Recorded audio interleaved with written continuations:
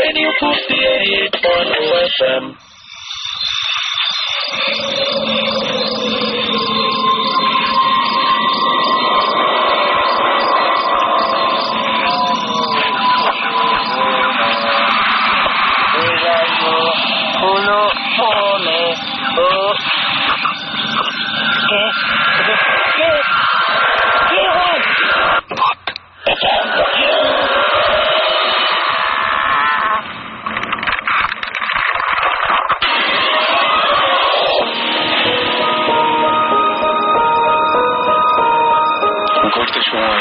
সকাল 11টা বেজে সকাল এখন রাত 11টা বেজে 59 মিনিট এবং এই ঘটনাগুলো ঘটছে খুবই অদ্ভুত। একটু আগে আমাদের আশেপাশের লাইট গুলো সব একসাথে ফিউজ হয়ে গেছে।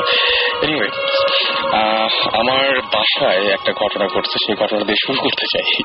সেটা হচ্ছে যে আসলে আমি কয়েকটা এপিসোডের আগেও আমি এরকম ভাবে বলছিলাম যে হঠাৎ করে মাঝে মাঝে খেয়াল করে দেখবেন যে কখনো কখনো আপনার চারপাশে যে সমস্ত জিনিস, হয়তো আপনার খাতা কলম পেন এগুলো এলোমেলো বা যে জায়গায় রাখছেন সেই জায়গায় থাকছে না। তো আমি কয়েকদিন ধরে এরকম ভাবছিলাম যে আসলে কি সবকিছু থাকে, এবং খুব অবাক হয়ে লক্ষ্য করেছি আসলে থাকে না। কিন্তু যে ঘরটা লক থাকে সেই ঘরটা দেখি যে কোনো বাতাস নাই, কিন্তু পত্রিকার পাতা বা বইয়ের কোনো একটা জায়গা খোলা।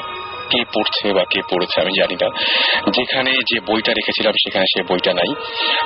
আমি সবচাইতে বেশি নিশ্চিত হওয়ার জন্য মোবাইলের ড্রাফটে যে মানে ড্রাফটে সেভ করে রেখেছিলাম ড্রাফট হিসেবে, সেখানে গিয়ে দেখলাম যে না, আসলে এই জিনিসটা এখানে ছিল কিন্তু পরবর্তীতে সেইখানে নাই। হয়তো আপনার সাথেও এরকম ঘটনা ঘটে, হয়তো আপনার যে জিনিসটা যেখানে রাখেন সেটা সেখানে থাকে, হয়তো সরে যায়। আমার কাছে যেটা মনে হচ্ছে হয়তো আমার বাসায় বা এরকম হতে পারে পড়ুয়া কেউ একজন আছে যিনি পত্রিকা পড়তে খুব ভালোবাসেন এবং রেগুলার পত্রিকা পড়েন বা বই পড়তে ভালোবাসেন। মানে বই এবং খবরের কাগজ এই দুটো সবচেয়ে বেশি এদিক ওদিক হয়, এবং আমার যে ঘরটাতে এটা হয় সেটা সবসময় লক করা থাকে। যাই হোক, শুরু করবো ভূত এফএম। আজকে আমাদের গেস্ট তো রয়েছেনই, আর সেই সাথে রয়েছেন বৌথ স্টিমে আজকে সবাই রয়েছেন। আমাদের সুমন ভাই তো রয়েছেনই, এবং সেই সাথে আজকে শাকিব ভাই ফিরে এসছেন, জিবরান ভাই আছেন, এবং আমাদের শুরুতেই গেস্ট দিয়ে শুরু করি না সুমন ভাই? ওকে, তো আমাদের সঙ্গে আছেন, আমরা একটু পরিচয়টা জানি না। হ্যালো এভরিওয়ান, আমার নাম তৌফিক, আর আমার সাথে আছেন আমার ওয়াইফ দোলা। আচ্ছা, আমি শুরুতে যেটা বলতে চাচ্ছিলাম যে আমরা একটা কথা বলি যে তৌফিক ভাই আমাদেরকে আসলে ইনফ্যাক্ট ইমেইল করেছিলেন এবং ইমেইলে তাদের ঘটনাটা আমাদেরকে জানিয়েছিলেন, গল্পটা জানিয়েছিলেন, এবং তারপরে যেটা হলো যে তারপরে আমরা তাদেরকে কল করে তারপরে আজকে স্টুডিওতে নিয়ে এসেছি। আমাদের আরো দুজন গেস্ট আছে, তাদের কথা আমরা একটু পরে শুনবো, যারা একটু শেয়ার করবেন। সরি, না, ইটস অলরাইট। তো যেটা বলছিলাম, আমি এবং আমার ওয়াইফ দুজনেই রেগুলারলি অলমোস্ট ভূত এফএমটা শুনি, এন্ড আমরা বেশ পছন্দই করি আর কি। তো আমরা আসলে যেটা হয়েছে, আমাদের একটা পার্সোনাল এক্সপিরিয়েন্স আছে, যেটা আমার ওয়াইফ আসলে ইন্টারেস্টেড হয়ে শেয়ার করলেন ভূত এফএম এর সাথে, এবং ওনারা আমাদেরকে ডাকলেন। তো ব্যাপারটা এরকম, আজকে থেকে 5-6 মাস আগের কথা। আমরা তখন গুলশানে থাকি। তো একদিন, ইট ওয়াজ আ ফ্রাইডে আমার যতটুকু মনে পড়ে। তো শুক্রবার দিন আমরা গিয়েছিলাম উত্তরায় 3 নম্বর সেক্টরে আমার বোনের বাসায়। তো ওখান থেকে আমরা একটা ফ্যামিলি প্রোগ্রাম ছিল, ওটা শেষ করে আমরা ফিরছি। তো আমি গাড়ি চালাচ্ছিলাম, রাত তখন 10:15। আচ্ছা, তো জায়গাটা যেটা সেটা হচ্ছে যে আমরা আসলে উত্তরা থেকে গুলশান ফিরছি। তো আমার ওয়াইফ বলছিলেন যে এক কাজ করো, আমরা বিশ্ব রোড দিয়ে চলে যাই। তো আমি বললাম যে না, এক কাজ করি, চলো আমরা দেখি বনানীতে কোনো কফি শপ খোলা পাওয়া যায় কিনা, একটু কফি টফি খেয়ে তারপরে না হয় গেলাম। তো বলছে আচ্ছা ঠিক আছে চলো। গাড়িতে হালকা রবীন্দ্র সঙ্গীত বাজছে, আমরা দুজন গল্প করছি, যাচ্ছি। ওই দিন কোন একটা কারণে রাস্তায় ট্রাফিক কম ছিল, আর রাত্র একটু হয়ে গেছে 10টার মতো। তো আমরা যাচ্ছি, যেতে যেতে বিশ্ব রোডটা যে মাথাটা আসলে উত্তরা রাস্তাটা গিয়ে কানেক্ট করেছে, তারপরেই হচ্ছে আসলে একটা একটুখানি অন্ধকার মতো জায়গা। তার একটুখানি সামনে গেলেই হচ্ছে আসলে বাড়িধারা ডিওএইচএস এর ঢোকার একটা রাস্তা আছে। তো মজার ব্যাপারটা হচ্ছে রাসেল ভাই, তখন আমরা ওই জায়গাটা পার হলাম। পার হয়ে যখন আমরা যাচ্ছি বাড়িধারা ডিওএইচএস এর ঢোকার রাস্তাটা ঠিক আগ মুহূর্তে একটা বেশ অন্ধকারের মধ্যে আমার ওয়াইফ হঠাৎ করে ডান দিকে আমাকে তাকিয়ে বলছে, আমার নিক হচ্ছে বাবু, বলছে বাবু তোমার পাশে একটা গরু। আচ্ছা, আমি বললাম কি বলছো, বলে আমি ডান দিকে তাকিয়ে দেখি একটা সাদা গরু, বেশ উঁচু শিং, আমি মনে হয় অনেকেই দেখেছি আমরা, ওকে, ইন্ডিয়ান গরু যেরকম হয় কোরবানিদের সময় আমরা দেখি, বেশ উঁচু সাদা বোল্ডার টাইপের আর কি। হ্যাঁ, বেশ বোল্ডার টাইপের একটা গরু, এবং তার শিং দেখা যাচ্ছে, এবং আমি দেখলাম যে গরুটা আমার পাশে। সো ওই মুহূর্তে আমার মাথায় যেটা কাজ করলো যে আই নিড টু স্টপ। আমি অলমোস্ট ব্রেকের উপর দাঁড়িয়ে গেলাম। ইমিডিয়েটলি দ্য কার স্টপড, গাড়ি থেমে গেল। গাড়িটা থামার সাথে সাথেই দাম করে একটা বাড়ি লাগলো। আমি ফিল করলাম যে আমার গাড়ির সামনের ডান দিকের ফেন্ডারে একটা বাড়ি, কিছু একটা বাড়ি খেলো। তো যেহেতু একটা গরু দেখেছি, ওই মুহূর্তে আমার খালি মনে হচ্ছে যে আমি কোনো অ্যাক্সিডেন্টে পড়তে যাচ্ছি কিনা বা কি। যা হোক, গাড়িটা থেমে গেল। আমি ইগনিশনটা অফ করলাম, অফ করে আমি আমার ওয়াইফ বের হয়ে গেলেন তার বাম দিকের দরজা থেকে, আমি ডান দিকের দরজা থেকে বের হলাম। বের হয়ে আমরা প্রথমে যেটা দেখলাম সেটা হচ্ছে, যেটা হয় যে গাড়ির কোনো ক্ষতি হলো কিনা। তো আমি দেখলাম যে ফেন্ডারটার একটা বেশ বড় অংশ একটা ডেন্ট হয়েছে। ওকে, তো আমি তখন ভাবলাম ঠিক আছে, অল্পের উপর দিয়ে গেছে, বাট গরুটা কোথায়? এর মধ্যে গাড়িটা যেহেতু খুব হার্ড ব্রেক করেছিলাম আমি, রাস্তা স্কিড করেছে, আশেপাশে অনেক লোকজন, অনেক বলবো না, কিছু লোকজন ছিল 5-7 জন, যারা পাশে বসে চাটা খাচ্ছিল। তারা এগিয়ে এলো, এগিয়ে এসে বললো যে কি ব্যাপার কি ব্যাপার, কি হলো? আমি বললাম যে কি হলো সেটা পরে বলছি, আগে দেখেন একটা গরু ছিল এখানে বড় সড়, সে গরুটা কোথায়? তো বলছে গরু, আপনি রাত 10টার সময় এখানে গরু কোথায় পেলেন? সো ওদের এক্সপ্রেশন দেখে মনে হচ্ছিল যে লাইক আমি কিছু ইনটক্সিকেটেড কিনা, বা আমি এরকম আমি মানে আমার নর্মাল স্টেট অফ মাইন্ডে আছি কিনা। তো আমি বললাম যে না ভাই, আমি অনেস্টলি আপনাকে বলি, সবাইকে বলছিলাম যে, আমার ওয়াইফও বলছিল যে হ্যাঁ ভাই, আমি দেখেছি একটা গরু, একটা লম্বা সিংহলা সাদা একটা গরু, এবং এই গরুটা জাস্ট এইমাত্র আমরা দেখলাম গরুটা আমাদের ফেন্ডারের সাথে বাড়ি খেলো। বাড়ি খাওয়ার পরপরই তো আমরা দাঁড়ালাম, এবং আপনারা দেখেন যে এখানে ডেন্ট হয়েছে। লোকজন বলে যে না দেখেন, আমরা এখানে বসে আছি অনেকক্ষণ, এখানে কোনো গরু টরু নেই। আমি বললাম যে না, লেট মি চেক। আমি মোটামুটি আশেপাশে যতটুকু জায়গা দেখা যায়, ডানে বামে সামনে পেছনে সব দিকে দেখলাম, বাট এমন কোনো গলিও ছিল না যে যেখানে চলে যাবে গরুটা। তো মানে ওই রাস্তাটা আসলে বেশ চওড়া রাস্তা, এবং আশেপাশে তেমন কিছু নেই। তো আমরা ওখানে অ্যানাদার 15 মিনিট আমরা খুঁজলাম, গরুর কোনো চিহ্নই নেই, এবং কমন সেন্সও বলছে ওখানে আসলে গরু থাকার। কিন্তু আপনার গাড়ির যে ক্ষতিটা, সেই ক্ষতিটা হয়েছিল এবং সেটা আপনি দেখতে পাচ্ছিলেন? অবভিয়াস, আমি দেখতে পাচ্ছি যে আমার ডান দিকের ফেন্ডারটা মানে ট্যাপ খেয়ে, যেটা আমরা বলি। রাস্তায় তো অন্য কিছুর সাথে বাড়ি খাওয়ারও কোনো সম্ভাবনা নেই? না, অন্য কিছুর সাথে বাড়ি খাওয়ার সম্ভাবনা নেই। কারণ হচ্ছে যে এক হচ্ছে ওখানে কোনো রিক্সা ছিল না, 2 নম্বর হচ্ছে যে আমি যদি কোনো গাড়ির সাথে বাড়ি খেতাম তাহলে আমার ড্যামেজটা আরো ডেফিনেটলি অনেক বেশি হতো, বিকজ আমি মোটামুটি 40-50 চালাচ্ছিলাম। এবং তার চেয়েও বড় কথা যে বোথ অফ আস, আমরা দুজনে কিন্তু একটা বড় সিংহলা সাদা গরু দেখেছি। সেটাই আমার কাছে কথাটা হচ্ছে এটা, যে একসাথে দুজন একই জিনিস দেখেছেন, সো এটা ভুল হওয়ার চান্স খুব কম। এবং এটা রেফারেন্সে আমি আরো দুটো কথা বলতে চাই, সেটা হচ্ছে আমার খুবই ঘনিষ্ঠ 2 জন কলিগ, তারা এই মুহূর্তে একজন কাতারে আছেন আর একজন আমেরিকা আছেন। তো আমার প্রথম একজন কলিগ আমাকে একদিন বলেছিলেন যে ওই অংশটুকুতে যেখান দিয়ে উনি চাচ্ছিলেন, একদিন উনি ফিরছেন এরকম উত্তরা থেকে, ওনাদের আবার একটা অভ্যাস ছিল, ওনারা উত্তরার দিকে ওখানে একটা রেস্টুরেন্ট আছে, ওখানে খুব ভালো চা পাওয়া যায়, ওখানে চাটা খেয়ে ফিরছিলেন রাতের বেলা। তো উনি গাড়ি চালাচ্ছেন, ওনার ফ্রেন্ড পাশে বসা। ওনার ফ্রেন্ড হঠাৎ করে, যেটা হয় গাড়ি চালাতে গেলে বা পাশে বসে থাকলে অনেক সময় রিয়ার ভিউ মিররে চোখ যায় যে কি দেখা যাচ্ছে। উনি তখন বললেন যে এই পিছনেটা কি? বলতে বলতেই আমার যে কলিগের কথা বলছি, উনিও তাকালেন রিয়ার ভিউ মিররে, এবং উনি সাথে সাথে কোনো কিছু না বুঝে গাড়িতে ব্রেক করে ফেললেন। আচ্ছা, তো দুজনের দিকে হতবাক হয়ে তাকিয়ে আছে যে কি দেখলাম। ওনারা যেটা পরে আমাকে বললেন, যে উনি আমাকে যেটা বললেন, যে আমি দেখেছি যে গাড়ির পেছনে, ঠিক গাড়ির পেছনে দাঁড়িয়ে আছে অসম্ভব লম্বা একটা কিছু, সাদা কাপড় জড়ানো, এবং আমার মনে হলো যে তার আমি চোখ দেখতে পাচ্ছিলাম না, বাট আমার মনে হচ্ছিল যে রিয়ার ভিউ মিররে সে আমার চোখের দিকে তাকিয়ে আছে, আমার মনে হচ্ছিল ওখানে তাকিয়ে। এবং ওই মুহূর্তে আমার মনে হলো যে আমি কি দেখলাম, এটা আমার বন্ধু এবং আমি দুজনেই আমরা কিছু বলতে পারছি না। তখন আমি বললাম যে চলো চলে যাই। জাস্ট সিমিলার একটা ঘটনা ঘটলো আমার আরেকটা কলিগ কাম ফ্রেন্ড। আমি একটা কথা বলবো, যারা আপনাদেরও যে সমস্ত অনুভূতি বা এই ধরনের ঘটনা যারা শেয়ার করতে চান, তারা শাউট লিখে, SHOUT শাউট লিখে স্পেস দিয়ে আপনার নাম লিখে স্পেস দিয়ে আপনার মেসেজটা লিখে পাঠিয়ে দিবেন 9840 নাম্বারে। আর যারা বড় ধরনের কোনো ঘটনা শেয়ার করতে চান, তারা ভূত FM @radiofurti.fm এ পাঠিয়ে দিবেন। ভূত FM বানানটা আমি একটু বলি, স্পেলিংটা হচ্ছে BHOOTFM @radiofurti RADIOFOORTI radiofurti.fm এখানে পাঠিয়ে দিতে পারেন। আর এখন তো SMS করতেই পারেন। ওকে, আমরা আবার ফিরে যাই। আমার অলমোস্ট শেষ পর্যায়ে চলে এসেছি। তো এই একই রকম একটা ঘটনা কাছাকাছি একটা জায়গায়, আমার যে বন্ধুর কথা বলছিলাম, তো সে এরকম একদিন গাড়ি চালিয়ে যাচ্ছে। তো হঠাৎ করে ও সামনে দেখে এরকম রাত একটু বেশি হবে, 11টা 11:30টার দিকে। হঠাৎ করে দেখছে সামনে কালো কি যেন একটা দাঁড়িয়ে আছে। ও ছিল পেছনে, ওর ব্রাদার ইন ল গাড়িটা চালাচ্ছিলেন, ওর সিস্টার বসেছিল সামনে, ওর বোন বসেছিল সামনে। ও কিছু বলে ওঠার আগে ওর ভাবি, বোন এবং দুলাভাই দুজনই এট এ টাইম দেখতে পেয়েছেন, এবং জাস্ট বোন একটা চিৎকার করার সাথে সাথে দুলাভাই গাড়িটা ব্রেক করেছেন। ওই মুহূর্তে কালো যে জিনিসটা ছিল সেটা তাদের দিকে তাকালো, তারা দেখলেন অবয়বে মনে হলো যে একটা মেয়ে, but it had no face.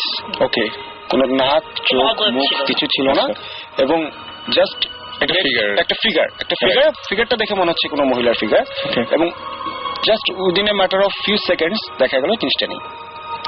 এই দুটো ঘটনাই আমি দুজনের কাছ থেকে শুনেছি, এবং দুজনেই আমাকে বলেছে যে ওই জায়গাটা কিছু একটা সমস্যা আছে। এটা কি মানে জায়গাটা কি সেম, মানে আপনার যেখানে হয়েছে অলমোস্ট কাছাকাছি 100 মিটার বা 200 মিটারের দিকে দিকে। আচ্ছা, এটা কোন জায়গা বললেন? এই জায়গাটাকে কাওলা বা এই ধরনের কিছু একটা বলে। এবং আমরা অনেক শুনেছি যে এই জায়গাটার কিছু একটা দোষ আছে, যে অনেক ধরনের ইনসিডেন্ট ঘটেছে। আপনাদের ফ্যামিলিতে আপনারা এটা পেয়েছেন এরকম ঘটনা? আমাদের খুব close near and dear ones এর কাছ থেকে এই ধরনের ঘটনা শুনেছি। ওকে, পরে কি আর আপনাদের কোনো সমস্যা হয়েছিল ওই দিনের পরে, ওই ঘটনার পরে? ওই দিনের পর থেকে আমরা রাস্তাটাকে একটু এড়িয়ে চলি, বিশেষ করে গভীর রাতে। ওইদিকে যান না। আমার একটু শখ আছে লং ড্রাইভে যাওয়া, বাট আমরা ওই জায়গাগুলো অ্যাভয়েড করেন না যাওয়া। ওকে ওকে, থ্যাংক ইউ। আমি এই সাথেই আরেকটা ঘটনা বলবো। সেই ঘটনাটা সেটা হচ্ছে যে আমাদের জানিয়েছেন এই ঘটনাটা, আমাদেরকে জানিয়েছেন, এটা হচ্ছে ফয়সাল আবির সাভার থেকে। উনি ইমেল করেছেন, সাভার ঢাকা থেকে দিয়ে জানিয়েছেন, তিনি ইমেল করেছেন আমাদেরকে। সেটা হচ্ছে আমরা সবাই জানি যে 10/10/10 এই তারিখে ঢাকার সাভারের আমিন বাজারে একটা রোড অ্যাক্সিডেন্ট হয়েছিল, এবং সেখানে মানে বেশ কিছু মানে বড় এক ধরনের একটা ক্ষয়ক্ষতি হয়, এবং অনেকে এখনো অনেকে সন্ধান পাওয়া যায়নি। এবং সেখানে 7 জন মানুষ যারা হচ্ছে ফিরে এসেছিল, এবং তাদের মধ্যে থেকেই কেউ একজন তাকে নাকি বলেছে যে সেদিন আসলে ওই রাস্তাটা অনেক অদ্ভুত টাইপের ছিল, এবং ঘটনা ঘটার আগে সবকিছু কেমন এলোমেলো লাগছিল। এবং সেই জায়গা থেকেই সে বলছে যে the amazing thing is I want to say is that I hard something same about the road before. সেটা হচ্ছে সে শুনেছে তার মামার কাছ থেকে। কোন একদিন তার মামা তাদের বাসায় বেড়াতে এসেছিল, এবং তিনি বেড়াতে আসার সময় তিনি যখন আসছেন তখন তিনি অনার্সে পড়তেন, এবং উনি বললেন যে আচ্ছা উনি নাকি ফেরার পথে সেই একই রাস্তায় তিনি গিয়েছিলেন, এবং সেই রাস্তায় তিনি হঠাৎ করে দেখলেন, আমার যেটুকু মনে পড়ে যে গল্পটার মধ্যে এরকম ছিল, ঘটনাটার মধ্যে, যে তিনি দেখলেন যে রাস্তাতে যেতে যেতে হঠাৎ করে গাড়ি থামালেন, কারণ একজন কেউ হাত উঁচিয়ে তাকে ডাকছে এবং বলছে যে প্লিজ, মানে তার হেল্প দরকার বা তার দরকারে তাকে থামিয়ে তার সাথে কথা বলার। তো উনি থামলেন, থামার পরে বললেন কি সমস্যা? তো উনি বললেন যে আমার গাড়িটা নষ্ট হয়ে গেছে, ভেতরে আমার ওয়াইফ সে খুব সিক, আমাদের প্লিজ একটু হেল্প করুন, আমাদের কাছে আসেন। তো এটা জানার পরে লোকটা হেঁটে চলে গেল, এবং তার মামা অর্থাৎ ফয়সাল আবিরের মামা তাকে জাস্ট ফলো করে সেই গাড়িটা দিকে এগোতে শুরু করলো, এবং যেই মুহূর্তে এগোতে শুরু করলো সেই মুহূর্তে মানে জাস্ট ওই রাস্তা থেকে দেখেছিল একটা চিকন রাস্তা, সেই রাস্তার মাঝখানে একটা গাড়ি দাঁড়িয়ে আছে, এবং যখন সেই চিকন রাস্তাটা ধরে এগোতে শুরু করলো, প্রথম স্টেপটা দেওয়ার পরে দেখা গেল যে আসলে ওখানে কোনো রাস্তা বা কিছু নেই, সে জাস্ট রাস্তা থেকে নিচে পড়ে গিয়েছিল, এবং সেখানে কোনো গাড়িও ছিল না, কোনো রাস্তাও ছিল না, কিন্তু এরকম একটা রাস্তা থেকে আরেকটা ছোট্ট রাস্তা দেখতে পেয়েছিল। সেই ঘটনা তার মামার জীবনেও ঘটেছিল, এবং তারপরে তার মামার অনেক সমস্যার সৃষ্টি হয়, এবং মামা যেটা করেন সেটা হচ্ছে তিনি বলেন যে লোকটাকে হঠাৎ করে মানে এরকম ঘটনা তিনি আরো শুনেছেন যে ওই রাস্তাতে এরকম অনেকে, এবং এই ঘটনাটা তার মামার যে ঘটনাটা, সেই ঘটনাটা সবচেয়ে ইন্টারেস্টিং ব্যাপার হচ্ছে সেটা ঘটেছিল 999-এ। তো সে লাস্টে ইমেইলের লাস্টে যেটা লিখেছে যে সুমন ভাইয়ের একটা ঘটনা সেদিন শুনেছিল সে, যে হঠাৎ করে চিটাগাং যাওয়ার একটা সময় হঠাৎ করে অন্য একটা রাস্তায় চলে যাওয়া। তো সেটার জন্য সেই ঘটনাটা শেয়ার করছে মোস্ট প্রবাবলি, এবং বলছে যে ঘটনাটা 10/10/10-এ ঘটলো, ঠিক একই ঘটনা 1 বছর আগে তার বাবার সাথে একই রাস্তায় 999-এ ঘটেছিল। তো এই ইমেলটা খুব ইন্টারেস্টিং। সো আমার কাছে মনে হয় যে থাকতে পারে কিছু একটা, হতেই পারে এরকম কিছু একটা, যেটা হয়তো আমরা জানি না বা বুঝতে পারছি না। যাই হোক, আমাদের সাথে ভৌতিক টিম রয়েছেন, এবং তাদের মধ্যে সুমন ভাই আছেন। সুমন ভাইয়ের কথা নিশ্চয়ই আমরা এখন শুনবো, সবাই শুনবো। এখানে সাকিব ভাই আছেন, সাকিব ভাই নিশ্চয়ই কিছু রেডি করেছেন। সাকিব ভাই বলেছিলেন সুমন ভাই যে আপনি আসার পর থেকে কোনো কথা বলবেন না, একদম চুপচাপ থাকবেন।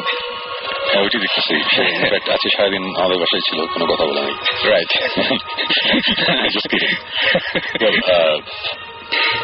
গল্পটা খুবই ইন্টারেস্টিং, যেটা শুনলাম একটু আগে। সো আমি কিছু অ্যাড করি।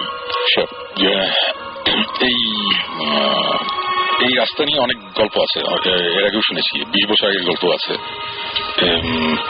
প্রবলেমটা মানে এই রাস্তাটার কোথা থেকে কত জায়গার মধ্যে, আমি জাস্ট প্যারামিটারটা বলি, এটা হচ্ছে গলফ হাইটস আছে না, গলফ হাইটস থেকে এটা ওই এয়ারপোর্টের ভিআইপি যে এন্ট্রান্সটা, আচ্ছা কতটুকু পর্যন্ত বুঝতে পারি, এটা হচ্ছে এই জায়গাটা, এই জায়গাটার মধ্যে অনেক কিছু হয়, অনেক কিছু হয় মানে আমি অনেক কথা শুনেছি। আচ্ছা আমি খুব নর্মাল একটা কথা বলি, এটা আমি ঠিক শিওর না আমি ভূত এফএম প্রথম দিকে বলেছিলাম কিনা, বাট হঠাৎ মনে পড়লো আবার বলি। আমি আর জুয়েল, মাইলস জিগিরের বাজার জুয়েল, আমরা দুজন তখন যাচ্ছিলাম, আমার ফ্যাক্টরি ছিল তখন, এখনো আছে গাজীপুরে। তো তখন জুয়েল আমার কোম্পানিতেই ছিল আর কি, মাঝখানে কয়েকদিন কাজ করেছিল। তো আমরা দুজন একসাথে অফিসে যেতাম। তো আমরা যাচ্ছিলাম, এটা হচ্ছে জাস্ট ঢাকা গেটটা পার হয়েছি দিনের বেলায়, তখন বাজে সকাল 11টা, এরকম একটা কিছু। যাচ্ছি, যাওয়ার পথে হঠাৎ করে ড্রাইভার গাড়ি চালাচ্ছিল, পিছনে আমি আর জুয়েল বসা। হঠাৎ করে মনে হলো যে একটা আওয়াজ হচ্ছে, এটা হালকা একটা আওয়াজ। আচ্ছা, তো আমার মনে হচ্ছে যে গাড়িটার পিছনে মানে ওই কোনো কিছু রাখা আছে আর কি, যেখানে টায়ার থাকে অথবা কোনো লুজ কোনো একটা কিছু যেটা বাড়ি খাচ্ছে বারবার। কিছুক্ষণ যাচ্ছে, আওয়াজটা আমিও শুনছি, জুয়েলও শুনছে। তখন আমি ড্রাইভারকে মানে একটু ঝাড়িয়ে দিলাম যে কি ব্যাপার, তুমি গাড়ির পিছনে কি রাখছো, আওয়াজ করতেছো, তুমি শুনতেছো না? ওরা বলে যে স্যার গাড়ির পিছনে তো কিছু নাই। আমি বললাম যে আওয়াজ হচ্ছে তো। তখন সে গাড়িটা সাইড করলো, সাইড করে গাড়ির পিছনে ডিকি খুললো, খুলে দেখলো, চেক টেক করলো, পরে এসে বললো যে স্যার কিছু নাই। আমি বললাম আচ্ছা ঠিক আছে চলো, বলে আমরা আবার রওনা দিলাম। এবং আমরা যাচ্ছি, তখন হঠাৎ করে আবার আওয়াজ পেলাম যে ধূপ করে আবার একটা আওয়াজ, এবং আওয়াজটা পুরো আমরা ফিল করছি, মানে আমাদের পা মানে একটা ভাইব্রেশনটা আমি পাচ্ছি যে একটা কিছু হচ্ছে। কয়েক সেকেন্ড পর পরই ধূপ, আবার আওয়াজ, এই আবার আওয়াজ। তখন আমি বলতেছি যে কি ব্যাপার, কি হচ্ছে? ততক্ষণে আমরা কিন্তু অনেক দূর চলে গেছি, মানে আমরা কিন্তু এটা বলতেছি যে গলফ হাইটস এর ওইদিকে। তো সেখান থেকে ততক্ষণে আমরা চলে গেছি হচ্ছে এয়ারপোর্টের কাছাকাছি। আচ্ছা, তো একটা সময় এসে আমি তখন আবার বললাম ড্রাইভারকে, আবার দিচ্ছি ঝাড়ি, তুমি ঠিক মতো দেখো নাই, তুমি এখনই গাড়ি থামাও, গাড়ি থামায় দেখো কি আছে। আমরা গাড়িটা সাইড করলাম, এটা হচ্ছে ওই যে ভিআইপি রোডটা একটু আগে আর কি, মানে ভিআইপি এন্ট্রান্সটা একটু আগে এয়ারপোর্টের। গাড়িটা দাঁড় করানোর পরে জুয়েলও গাড়ি থেকে নামলো। আমি গাড়িতে বসেছিলাম, তখন হঠাৎ করে জুয়েল বলে যে, জুয়েল বলে শোন ভাই একটা জিনিস দেখেন। আমি কি আপনি বাইরে হন? বের হলাম, বেরোর পর গাড়ির পিছনে কিন্তু কিছু নাই, সবকিছু নর্মাল। আর সবচেয়ে ইন্টারেস্টিং ব্যাপার যেটা, সেটা হচ্ছে ওই লাইনে আমাদের সামনে একটা মিনি ভ্যান, পিছনে আরেকটা গাড়ি, তার পিছনে আরেকটা গাড়ি, আমরা এখানে প্রায় 7-8টা গাড়ি সবাই পার্ক করা, এবং সব গাড়ি থেকে ড্রাইভাররা নেমে পিছনে চেক করছে কিছু আছে কিনা। মানে আমরা বলছি যে কি ব্যাপার, এটা কি হচ্ছে? সাথে সাথে আমাদের পিছনে যে গাড়িটা ছিল একটা সাদা একটা মাইক্রোবাস ছিল, আমরা জিজ্ঞেস করলাম যে ভাই কি, বলে না ভাই কি জানি হয়েছে, পিছনে একটা আওয়াজ করতেছে, আমাদের গাড়ি তো আওয়াজ করতেছে, বাট কিছু নাই।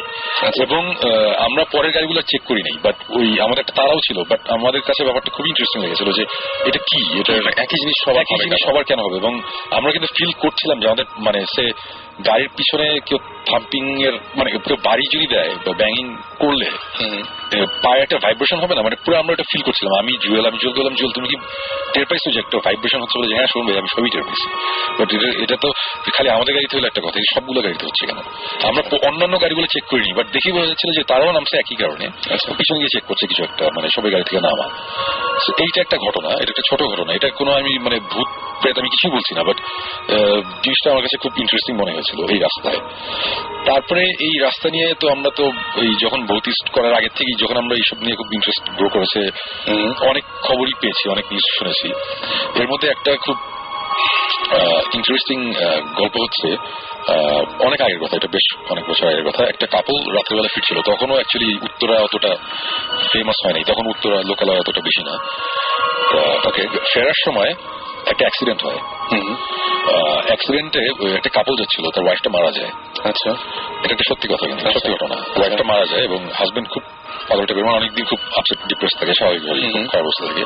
তা আমি গল্পটা শুনেছি আমার এক বড় ভাইয়ের কাছ থেকে, আমাদের বড় ভাই সিনিয়র ফ্রেন্ড, উনার ফ্রেন্ড হচ্ছে এই হাজবেন্ডের।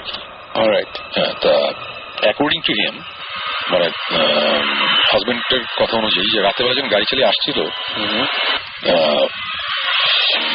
ইন্টারেস্টিং ব্যাপার ওইটি, আপনার ওনারা যে জায়গাটার কথা বলছে ওই জায়গায় একই জায়গা, ওইটার জাস্ট একটু আগে একটা টার্ন আছে, কিন্তু ওই টার্নটার ওইখানে ওরা দেখেছে যে একটা মানুষ দাঁড়িয়ে আছে ওখানে। আচ্ছা, রাতেবেলা একটা মানুষ দাঁড়িয়ে আছে, এবং একটা মানুষ দাঁড়ানো এবং হঠাৎ করেই মানে পুরাই মানে কোথা থেকে জেনে আসছে মানে ফ্রম নাথিং সাডেনলি মানে সামনে কেউ দাঁড়িয়ে আছে, ওটা দেখে তারা গাড়ির কন্ট্রোল হারিয়ে ফেলায় এবং ফলার পরে অ্যাক্সিডেন্ট করে। এই কথাটা অনেকেই বলেছে কিন্তু তখন ওখানে কাউকে খুঁজে পাওয়া যায় নাই। এই ঘটনার পর কিন্তু মানে ইন্টারেস্টিং পার্টটা আরো বাড়ে, মানে মেইন ব্যাপারটা হচ্ছে এখানে ঘটনার পরে অনেক সময়ই অ্যাকর্ডিং টু দ্য হাজব্যান্ড সে নাকি রাতের বেলা গাড়ি চালিয়ে যখন যায় ওই জায়গা দিয়ে মাঝে মধ্যেই যায় এবং তখন নাকি তার ওয়াইফকে এসে দেখে যে দাঁড়িয়ে আছে ওখানে, রাতের বেলা নাকি অনেক সময় দেখে।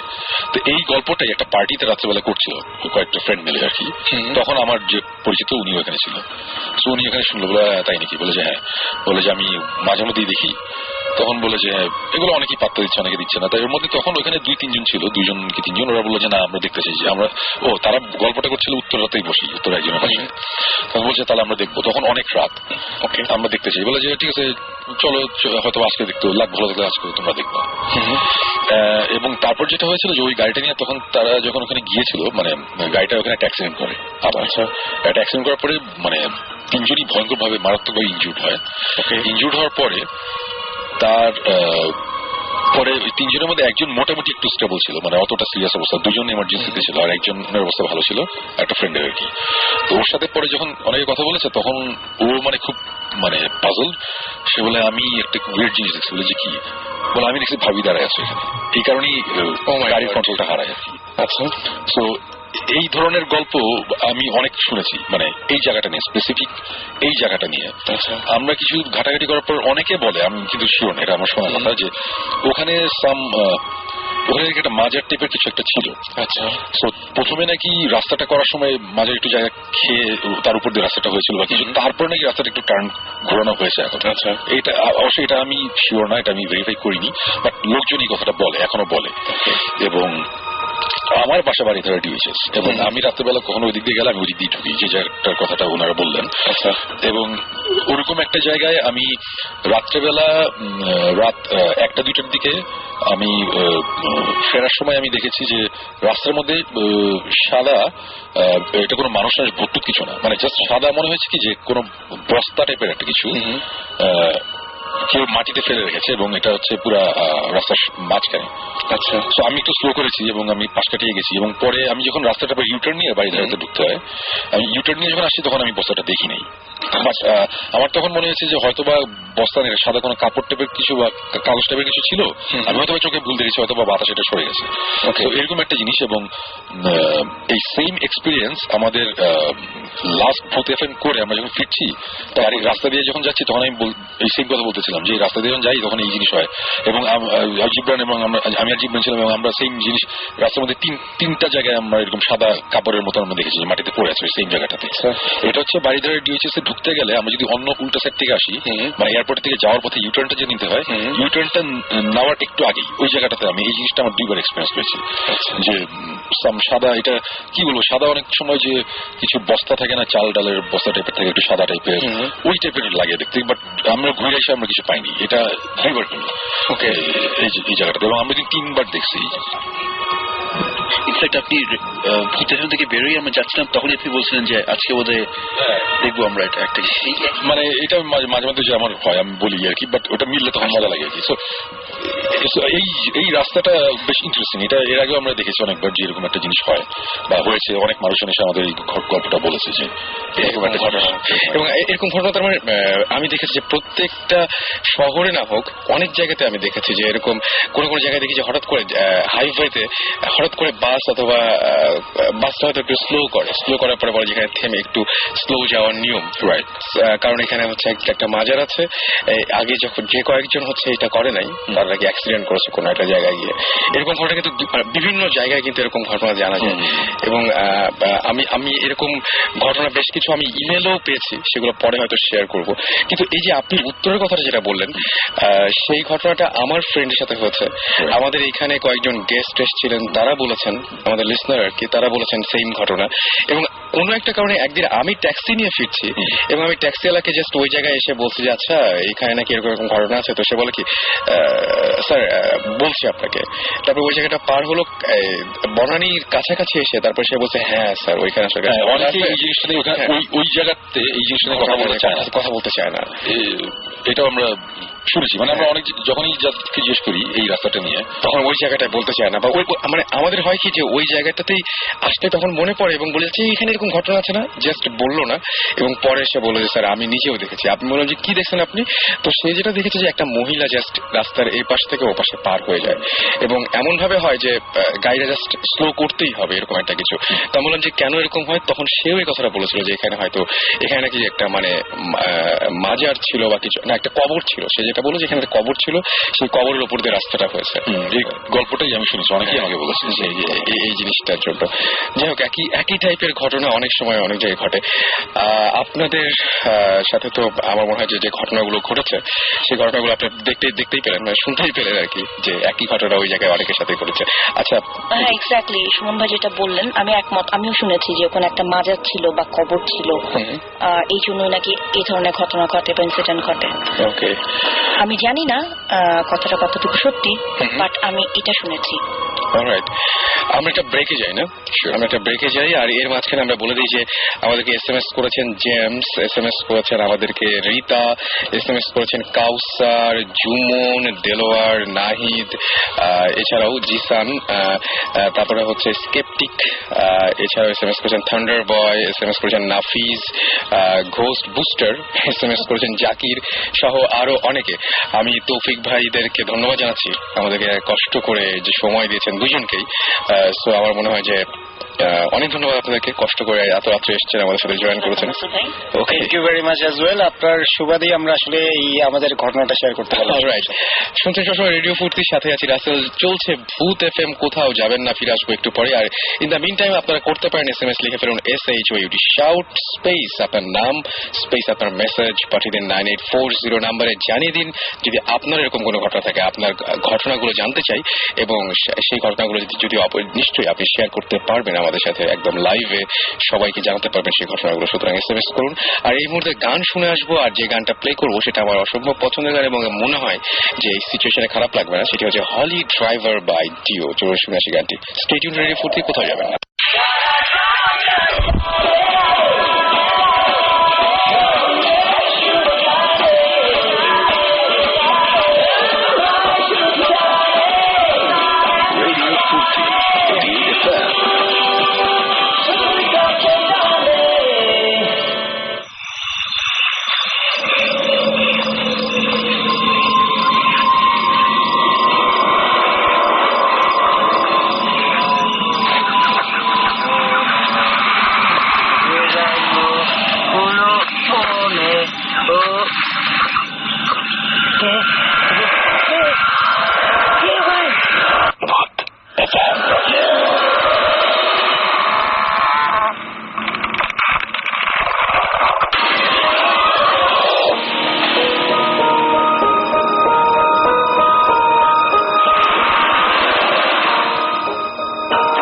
শুনছেন সবসময় রেডিও ফুর্তি আর চলছে ভূত FM। ঘড়িতে সময় কি দরকার, সময় জেনে কি হবে। চলছে ভূত FM, সেটা সবচেয়ে বড় কথা। এবং সাথে আছি রাসেল, আর আমাদের সাথে রয়েছেন ভৌতি স্ট্রিম এবং আমাদের আরো দুজন নতুন গেস্ট এবং লিসনার যারা আমাদের গত সপ্তাহে আমাদের শো শোনার পরে আমাদেরকে ইমেইলে অনেক বড় একটা গল্প পাঠিয়েছিলেন। তার আগে যে বলে দেয়, যারা আমাদের SMS করছেন তারা শাউট লিখে স্পেস দিয়ে আপনার নাম লিখে স্পেস দিয়ে আপনার মেসেজ লিখে পাঠিয়ে দিন 9840 নাম্বারে। আর যারা আমাদের ইমেইল করতে চান তারা লিখবেন ভূত FM BHOOTFM ভূত FM @radiofurti.fm RADIOFOORTI.fm। আর এর মধ্যে আমি দেখতে পাচ্ছি আমাদের SMS করেছেন অলরেডি অনিতা এবং তিনি বলেছেন যে তার বাসার 4th ফ্লোর থেকে, সেখানে মানে 4th ফ্লোরে তারা থাকেন এবং 5th ফ্লোরে কেউ থাকে না, বাট মাঝে মাঝে মাঝরাতে তারা বিভিন্ন ধরনের সাউন্ড পান, একটা মশলা পেশার মতো এরকম শব্দ পান, কিন্তু ওখানে কেউ থাকে না। অলরাইট, লুনা আমাদের SMS করে বলেছেন যে ভূত FM শোনার পরে তার ভয়ঙ্কর রকমের ভয় লাগে, তারপরও তিনি ফ্রাইডের জন্য ওয়েট করেন যে কখন ভৌত এফএম শুনবেন। থ্যাঙ্কস জানিয়েছেন আমাদেরকে এবং মোস্ট ওয়েলকাম। এবং আমাদের এবং ভৌত টিমের অনেক অনেক প্ল্যান আছে আপনাদের সবাইকে নিয়েই। সো আমার মনে হয় যে জাস্ট আপনাদের যেটা করতে হবে সেটা স্টে টিউন টু রেডিও ফুর্তি, দেখা যাক কি হয়। আর এছাড়া আমাদের SMS করেছেন জেমস, SMS করেছেন হাফিজ, SMS করেছেন আমাদেরকে নাহিদ, কাকলি, আলিফ, নাইম, আমাদেরকে SMS করেছেন মুন্না 46, ফারহান, সুমি আমাদের SMS করেছেন, বাশার SMS করেছেন, এছাড়াও আফনান, নাজিম সহ আরো অনেকে। আমি একে একে সব SMS গুলো পড়ার চেষ্টা করছি। যার আরো একবার বলে দিই, শাউট লিখে স্পেস দিয়ে আপনার নাম লিখে স্পেস দিয়ে আপনার মেসেজ লিখে পাঠিয়ে দিবেন 9840 নাম্বারে, চলে আসবে আমাদের কাছে। আর আমাদের যে গেস্ট এখন যিনি আছেন তার সঙ্গে আমরা পরিচিত হব। নামটা একটু শুনি। তার আগে আমি একটা কথা বলছি, হচ্ছে যে এর আগে যে গেস্ট ছিলেন উনি তো দেখেছিলেন একটা গরু, তারপর সুমন ভাই বললেন যে উনি দেখেছেন চালের বস্তা। তো ওটা শোনার পর আমাকে বিরিয়ানি খেতে ইচ্ছে করছে। ওকে, একটা হয়নি, বিরিয়ানি কি আছে নাকি? বিরিয়ানি টাইপের কিছু না, মানে ছিল, ইনফ্যাক্ট খেয়ে ফেলেছে মাসুম, এটা হচ্ছে মুশকিল। কিছু করার নাই, এটা মাসুমের দোষ। আচ্ছা, আমরা গল্পে যাই, মানে ঘটনায় যাই। নামটা? আমি ইমরান, আমি খালিদ, আমার কাজিন, দুজনে প্রাইভেট ভার্সিটিতে ফার্মেসিতে পড়তেছি। ঘটনাটা গত বছরের। ওকে, অক্টোবরের 9 তারিখ পরীক্ষা হয়েছে, সবাই জানেন। তো পরীক্ষার পরে স্বাভাবিক কি পরীক্ষা হচ্ছে? এটা মেডিকেল পরীক্ষা হয়েছে, মানে মেডিকেল অ্যাডমিশন টেস্ট। অলরাইট। তো পরীক্ষার পরের দিন, 2 দিন পরে রেজাল্ট হয়। স্বাভাবিকভাবে অনেক টেন্স, কি হবে না হবে। তো বাসায় বললাম যে না, বাসায় থাকলে অবস্থা খারাপ, আমাদের মানে বাইরে থেকে আসতে হবে, ঘুরতে হবে। ওকে। তো আমাদের হাউসকিপার উনি একটা ভালো বুদ্ধি দিলেন যে ওনাদের বাড়ি সিরাজগঞ্জ, ওখানে দেখার মতো অনেক কিছু আছে যাওয়ার জন্য। তো বাসায় অনেক চিল্লা করে রাজি হলাম যে হ্যাঁ যাবো আমরা। তো আমরা গিয়ে ঘুরে আসছি, প্রথমবার দেখে আসছি, দেখার মতো অনেক কিছু আছে। তো পরে আমরা যখন ঢাকায় চলে আসছি তখন একদিন সিদ্ধান্ত নিলাম যে চলো এবারে কি ভালো করে দেখে আসবো। তো ডিসেম্বরের দিকে আমরা আবার যাই। সিরাজগঞ্জ থানাটার নাম হচ্ছে তারাস। ওখানে আমরা যখন নামি, ইচ্ছে করে বিকাল করে গেছি, তখন রাত 9টা বাজে। তো তারাস থানা থেকে বারোহাঁসটা হচ্ছে গ্রাম। আচ্ছা, এটা চলন বিলের একদম মাঝখানে এবং যাওয়ার জন্য একটা রাস্তা। ওকে। ওখানে কোনো রিক্সা নেই, জাস্ট ভ্যান চলে। ওকে। তো আমরা যখন গেছি তখন 2টো ভ্যান আছে, কেউ যাবে না। আচ্ছা। তো জিজ্ঞেস করলাম যাবে না কেন, তো বললে যে ওই রাস্তায় মানে রাতের বেলা যাওয়া কেউ যায় না, কোনো ভ্যান চালকে যাবে না। তো অনেক কষ্টে রাজি করালাম। তবে ওনার শর্ত হচ্ছে যে ওনার সাথে একটা খালি ভ্যান চালক নিয়ে যেতে হবে। খালি ভ্যান চালক? কেন? উনি যাবেন, সাথে আরেকটা খালি ভ্যান চালক নিয়ে যেতে হবে। তো আমরা সব জিজ্ঞেস করলাম যে একা একা কেন যেতে যাচ্ছে না, আমরা তো আছি মাত্র 3 জন, আমি, আমার কাজিন খালিদ আর আমার একটা ফ্রেন্ড ছিল ইমশাদ। তো উনি যেটা বললেন যে আমার তো ফিরতে হবে একা। আচ্ছা। তো এখানে নাকি প্রায় বিভিন্ন ধরনের ঘটনা হয়, যেহেতু পুরো চলন বিলের মাঝখানে, তো ওনার এই পুরো 10 কিলোমিটার রাস্তা একা উনি আসতে পারবেন না। আচ্ছা। তো আমাদের তো আর কিছু করা ছিল না, রাজি হলাম যে ঠিক আছে চলেন। তো বারোহাঁস পৌঁছাইছি আমরা তখন রাত 11টা বাজে। ওখানে হয়েছে ছোট ছোট মানে ছনের ঘর আছে, 50 টাকা করে রাতে ভাড়া দেওয়া হয়। আচ্ছা। ওটা মানে ঘরগুলা করা হয়েছে কারণ হচ্ছে ওখানে 2টো মন্দির আছে, 3টে ছিল, একটা ভেঙে গেছে। আচ্ছা। 2টো মন্দির আছে এবং 2টো মন্দিরের উপরে বিশাল বড় বড় 2টো বট গাছ। ওকে। তো অনেকে আসে দেখার জন্য, যার কারণে ঘর করা আছে। তো আমরা ছিলাম ওখানে। তো রাতের বেলা আমাদের ঘুম আসতেছে না, স্বাভাবিক আমরা ঘুমাই একটু পরেই। আমি একটু আগে হলো, অনেক পরে ঘুমাই। তো বের হইলাম আমরা যে দেখে আসি। ওখান থেকে হাঁটতে হাঁটতে আমাদের তো সব চিনা, আগের বার যেহেতু যাওয়া হয়েছে। তো পুকুর পাড়ে গিয়ে বসছি আমরা। ওখানে হচ্ছে মানে জায়গাটা বর্ণনাটা আমি দিই, 3টি মন্দির, একটা ভেঙে গেছে, 2টো মন্দির আছে, 2টো মন্দিরের উপরে হচ্ছে 2টো বট গাছ। আর সামনে কতটুকু ফাঁকা জায়গা, এর সামনে 4 কোণে একটা পুকুর। আচ্ছা। তো ওই পুকুরে আমরা বসছি। তো বসার পরে বসে রয়েছি, মানে ওখানে আমার যে ফ্রেন্ড গেছিল যে ইমশাদ, ও বলতেছে ভাই প্রচন্ড মাথা ব্যথা, আমি বসতে পারবো না, চলেন আমরা চলে যাই। আচ্ছা। তাই বললাম তোমার হঠাৎ করে মাথা ব্যথা কেন? তো বলতেছে বুঝতে পারতেছি না। ও চলে আসছে। আচ্ছা। চলে আসছে, আমরা সবাই চলে আসছি এখানে। তো আর জানি, আর তখন কিন্তু ঠান্ডা ছিল, ঠান্ডা ছিল। তো ও মাথা ব্যথা ভালো হয়নি, চলে আসছে, পরের দিন চলে আসছে। ইমশাদ চলে আসছে, মানে ওই রাতে আমরা যাইনি ওখানে, পরের দিন সকালবেলা ও চলে আসছে। ইমশাদ চলে আসছে, আমি আর ও রয়েছি 2 জন। পরদিন গোসল করবো। তো গোসল করার জন্য গ্রাম ভাবলাম যে পুকুরে নামবো। তো ও মোবাইল নিয়ে বসে রয়েছে, আমি নামছি গোসল করবো। তো দাবাতবি করতেছি, ও ভিডিও করতেছে। তো ওখানে গ্রামের 2-3 জন লোক ছিল, ওনারা এসে খুব ধমকাচ্ছেন যে এটা নাকি ওনাদের পবিত্র পুকুর। আচ্ছা। অনেক আগে যখন গ্রামের লোকদের বিয়ে হতো তখন যাদের থালা বাসন নিয়ে এনে ওনারা গিয়ে পুকুরের কাছে চাইতো, পুকুরকে বিরানি দিলে পুকুর থেকে নাকি কাঁসার থালা বাসন এগুলো আসতো। মানে এটা হচ্ছে ওই এলাকার লোকজন সবাই, হ্যাঁ লোকজন সবাই জানে। আচ্ছা। আবার বিয়ের পরে ফেরত দিয়ে দিতে হতো, বাসন ফেরত দিয়ে দিতে হতো। আচ্ছা। তো আমাদেরকে উঠায় দিল যে হ্যাঁ উঠে যান, এখানে গোসল করা যাবে না। তো আমরা চলে আসছি। ওই দিন সন্ধ্যায় আমাদের এই ছিল যে প্রথমে দেখতে পেলাম যে ওই দিন থেকে পরদিন সকালে আমরা চলে আসবো। তো বসে আছি, দুপুরবেলা চলে আসলাম আমরা।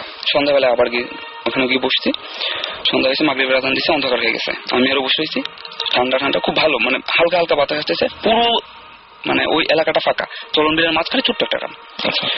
তো বেশ বাতাস।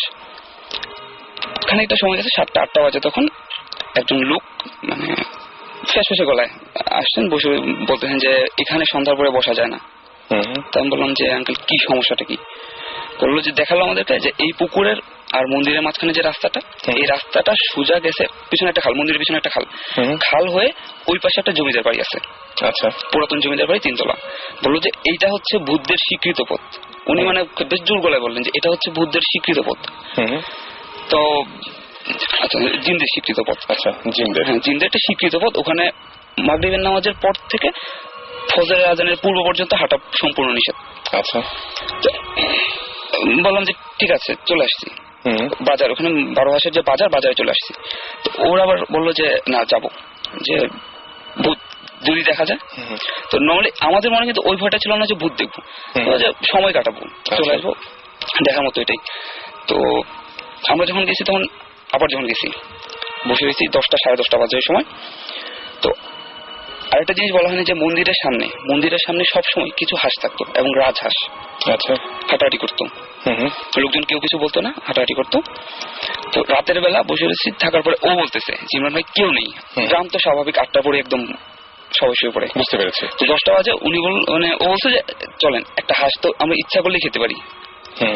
তো ওর কাছে চাকু ছিল, মন্দির দড়ি দিয়ে কিন্তু পুরোটা একটা সীমানা দেওয়া আছে, এর ভিতরে যাওয়া যায় না। তো ওই দড়ি কেটে ও ভিতরে ঢুকছে। আমি বলছি আমি দাঁড়িয়ে আছি, পাহারা দিচ্ছি, তুমি কি করো। তো ও গেল, খালি দেখলাম যে অনেকটা হাঁসের করছে। তো নিয়ে চলে আসছি আমরা ওখান থেকে, ব্যাগে করে বাজারে চলে আসছি, 12 বাজে বাজারে আসার পরে হোটেলে বলছি আমরা যে আমাদের এটা করে দিতে হবে, রান্না করে দিতে হবে। তো ওরা বললো যে হ্যাঁ রান্না করে, মানে রাজি হচ্ছে না, স্বাভাবিক রাজি হয় না, হোটেলের কাজকর্ম আছে। তো আমরা বললাম যে হ্যাঁ এটা রান্না করার জন্য আমরা টাকা দেবো, প্লাস অর্ধেকটা আপনারা রেখে দিবেন। রাজি হলো, সেটাও বুঝেছি। তো রান্না করার পর আমরা খাচ্ছি, তারপরে এখন খাওয়ার কাজ হচ্ছে ওখানে দেখার মতো ওই পুকুরটাই খুব সুন্দর, ওখানে চলে আসছি, বসে রয়েছি। তো খাচ্ছি, আর হচ্ছে হাঁসের যে মাংসগুলো খুব শক্ত, এগুলো ভাঙা যায় না, হাঁসের মাংস নর্মালি খুব শক্ত হয়। তো আমরা পুকুরের মধ্যে ছুঁড়ে মারতেছি। তো একটু পর লক্ষ্য করলাম যে পুকুরের যে জায়গাটায় আমরা মানে মাংসগুলো ছুঁড়ে মারতেছি, ওই জায়গাটা থেকে মানে অন্ধকার জায়গা তো আলু হচ্ছে, আলুর মতো চাঁদের আলু যেমন পুকুরে বললে যা হয় সেরকম। তো খালিদ আমারে বললো যে ইমরান ভাই আকাশে তো চাঁদ একটা, তো পুকুরের মাঝখানে চাঁদের একটা ছায়া পড়ছে, আর এখানে যেখানে আমরা মাংসটা ছুঁড়ে মারছি এখানে চাঁদের মতো আরেকটা গোল আলু, 2টা আলু পরপর। তো ও আবার করতেছে যে আগে যেহেতু মানে কাঁসার থালা বাসন পাওয়া যেত পুকুরকে বিরিয়ানি দিলে, তো হয়তো আমরা এখানে মাংস হয়েছে, হয়তো মানে কোনো একটা কিছু পুকুরে ভাসছে। তো ও নেমে গেছে, আমি বসে হয়েছি, ও নেমে গেছে। নেমে যাওয়ার পরে ওখানে কিন্তু শুধু ঘাস, কোনো কাদা নেই, বালি আর ঘাস। তো ও হোঁচট খাইছে, হঠাৎ করে হোঁচট খেয়ে পড়ে গেছে। পড়ে যাওয়ার পরে আমি যেটা দেখলাম যে পুরো স্ক্যার্ট হয়ে গেছে, যে আলুটা চলে আসছে, কিনারার দিকে চলে আসছে। তো আমি তো মানে গলা পোড়া শুকায় গেছে, আমি খালি এটুকু বলছি যে খালি তুমি চলে আসো উঠা। ও নিজে বুঝতে পারছে যে আলুটা চলে আসছে, একটা লাফে উঠছে উপরে। ওঠার পরে ওই আমরা চলে আসতেছি যে না ওখানে আর বসা যাবে না, ভয় না ঠিক মানে অবাক হয়ে গেছি যে কি এটা হতে পারে। চলে আসার পরে যখন আমরা মন্দির ক্রস করে আসতেছি, একটা লোক আমাদের থামালো। তো অন্ধকারে লোকটার চেহারা আমার মনে নেই, বেশ চিকনা চাকনা মনে হলো, এবং পৈতা পড়া ছিল, এটা আমার মনে আছে, একটা পৈতা পড়া ছিল। তো উনি বললেন যে ব্রাহ্মণ টাইপের কি অনেকটা। উনি বললেন যে আমি সন্ধ্যাবেলা না করছিলাম যে এখানে বসা যাবে না, এখানে যা করে গেলি তোরা এটা এবার সামলাইতে পারবি তো? আমার জাস্ট শুধু এইটুকু মনে আসছে, ঠান্ডার মধ্যে এইটুকু মনে হচ্ছে, যেমন বলছেন যে যা সামলাতে পারবি কিনা। আপনারা কি আগে আসলে ওই লোকটাকেই দেখেছিলেন, মানে যখন কেউ নিষেধ করেছিল ওই লোকটা? আমরা যখন দেখলাম তখন ওই চাদর মোড়ানো ছিল গায়ের মধ্যে, বুঝতে পারি তখন খালি গায়ে ছিল। তখন খালি গায়ে ছিল, পৈতা আমরা ওকে। উনি মন্দিরের ওখান থেকে বললেন। আচ্ছা, উনি তার মানে আপনাদের ব্যাপারগুলো এরকম ওনার কথা শুনে মনেই হচ্ছে যে উনি সবকিছু জেনেছেন যে আপনারা কি করেছেন। তো আমাদের যেটা মনে হয়েছে উনি হয়তো মন্দিরের পুরোহিত, অন্ধকারে দেখে ফেলেছেন যে আমরা কি করছি। মানে উনি যে ওটা যে ভূত না কি না জিন, ওটা আমাদের মাথায় তখন আসে না। আমাদের কথা হচ্ছে উনি পুরোহিত হয়তো জেনে ফেলছেন, এখন হচ্ছে এই কারণেই বলতেছেন হ্যাঁ হাঁস খেয়ে ফেলছি, মন্দিরের হাঁস হয়তো খেয়ে ফেলছি, প্রবলেম হতে পারে। তো আমরা সোজা দৌড় চলে আসছি একদম পরদিন সকালবেলা ওই তারাস থেকে সোজা। তারপরে সেই লোকের যে কথাগুলো ছিল, সেই লোকের কথা কি ঠিক হয়েছিল যখন ঢাকায় এসেছেন? তখন কি আপনাদের মধ্যে সেই মানে ওইখানে যে কাজগুলো করেছিলেন তার ফলাফল হিসেবে কিছু হয়েছিল? হ্যাঁ, তারপর কি হয়েছিল? সেটা হয়েছিল যে আসার পর থেকে আমার বমি বমি ভাব, কিন্তু বমি হচ্ছে না। আমি বুঝতে পারছি না কেন বমি হচ্ছে না, প্রচন্ড বমি হচ্ছে না, কিন্তু ও একদম বমি করে অবস্থা খারাপ, যা খাচ্ছে বমি করে দিচ্ছে, যা খাচ্ছে বমি করে দিচ্ছে। তো ও মানে নামটা কাজিন খালিদ, ও হচ্ছে এরকম। তো আমার ওর সমস্যা পরদিন ভালো হয়ে গেছে, খালিদের সমস্যাটা ভালো হয়ে গেছে, যে ওর বমি করে, আমার বমি হচ্ছে না, জ্বর বেড়ে গেছে, বমি হচ্ছে না। তো আমি ওভাবে রয়েছি, তো 3-4 দিন জ্বরে গেছে। এরপরে আমি মানে তখন আমার তাড়াতাড়ি ঘুমায় পড়ছে। তো রান্না খাওয়ার সময় কি মনে হচ্ছে রান্না কোনো প্রবলেম ছিল? এর আগে হাঁস খাওয়া হয়নি কখনো, ওই ফার্স্ট হাঁস খাওয়া ছিল। তো হাড্ডিগুলো প্রচন্ড শক্ত। তো আমি পরে জিজ্ঞেস করছি, অনেকে বলছে যে হাঁসের হাড্ডি অনেক শক্ত, কিন্তু গরুর মতো শক্ত না আর কি। হ্যাঁ, প্রচন্ড শক্ত ছিল, হাড্ডি ভাঙতে পারিনি। ওকে, অলরাইট, থ্যাংক ইউ আপনাদের এই গল্পটা শেয়ার করার জন্য। এবং পরবর্তীতে সেই পুরোহিত বলুন আর ব্রাহ্মণ বলুন বা অন্য কোনো কিছু বলুন, সেই তিনি যা বলেছিলেন সেটার কিছু কিছু ফলাফল আপনারা ভোগ করতে এবং এখানে ঢাকায় এসে সেই কষ্টটা হয়েছিল। থ্যাংক ইউ আমাদের সাথে শেয়ার করলেন এটা। আপনি যদি শেয়ার করতে চান আমাদের সাথে এরকম কোনো ঘটনা, তাহলে আমাদেরকে সরাসরি ইমেল করতে পারেন bhutfm@radiofurti.fm। এখানে আপনারা SMS আপনারা ইমেল করতে পারেন। আর SMS করার নিয়ম হচ্ছে শাউট লিখে স্পেস দিয়ে আপনার নাম লিখে স্পেস দিয়ে আপনার মেসেজ লিখে পাঠিয়ে দিতে পারেন 9840 নম্বরে। অর্ক আমাদের SMS করে বলেছেন তার বাসায় আজব সব কাহিনী হয়। 3টায় বাসায়, রাত 3টায় বাসায় মনে হয় যে কেউ কলিং বেল বাজাচ্ছে, তারপরে গেটটা কেউ খুলে দিল, গেট খোলার শব্দ, এরকম অদ্ভুত সব ঘটনা রাত 3টার সময় ঘটে। আমরা বলেছিলাম যে রাত 3টা আসলে খুব অদ্ভুত একটা সময়। নীলু আমাদেরকে বলেছেন যে যখন ভূত এফএম সবাই আড্ডা শেষ করে বা এখানে যখন ভূত এফএম এই প্রোগ্রামটা শেষ করে এখন বাসায় ফেরে তখন কোনো সমস্যা হয় কিনা। এখানে ম্যাক্সিমাম মানুষই তো মানে যেমন আমি তো বাসায় ফিরি না, তো বলতে পারছি না। আর সবাই যারা আছেন, সাকিব ভাই আছে, সাকিব ভাই নিশ্চয়ই, সাকিব ভাই, সুমন ভাই এবং জীবন ভাই যে গতদিন একটা ঝামেলা হয়েছিল সেটা তো বললেনই। সাকিব ভাই আপনার তো মনে হয় হওয়ার কথা না, যদি আপনার কখনো হয় না? আমার ইউজুয়ালি হয় না ঝামেলা। আমি যে সোনাদের কিছু কোয়েশ্চেন করতে চাই, সেটা হচ্ছে যে এটা কবে হয়েছিল? এটা হয়েছে ডিসেম্বরে হয়েছে সিরাজগঞ্জের দিকে। হ্যাঁ, সিরাজগঞ্জ।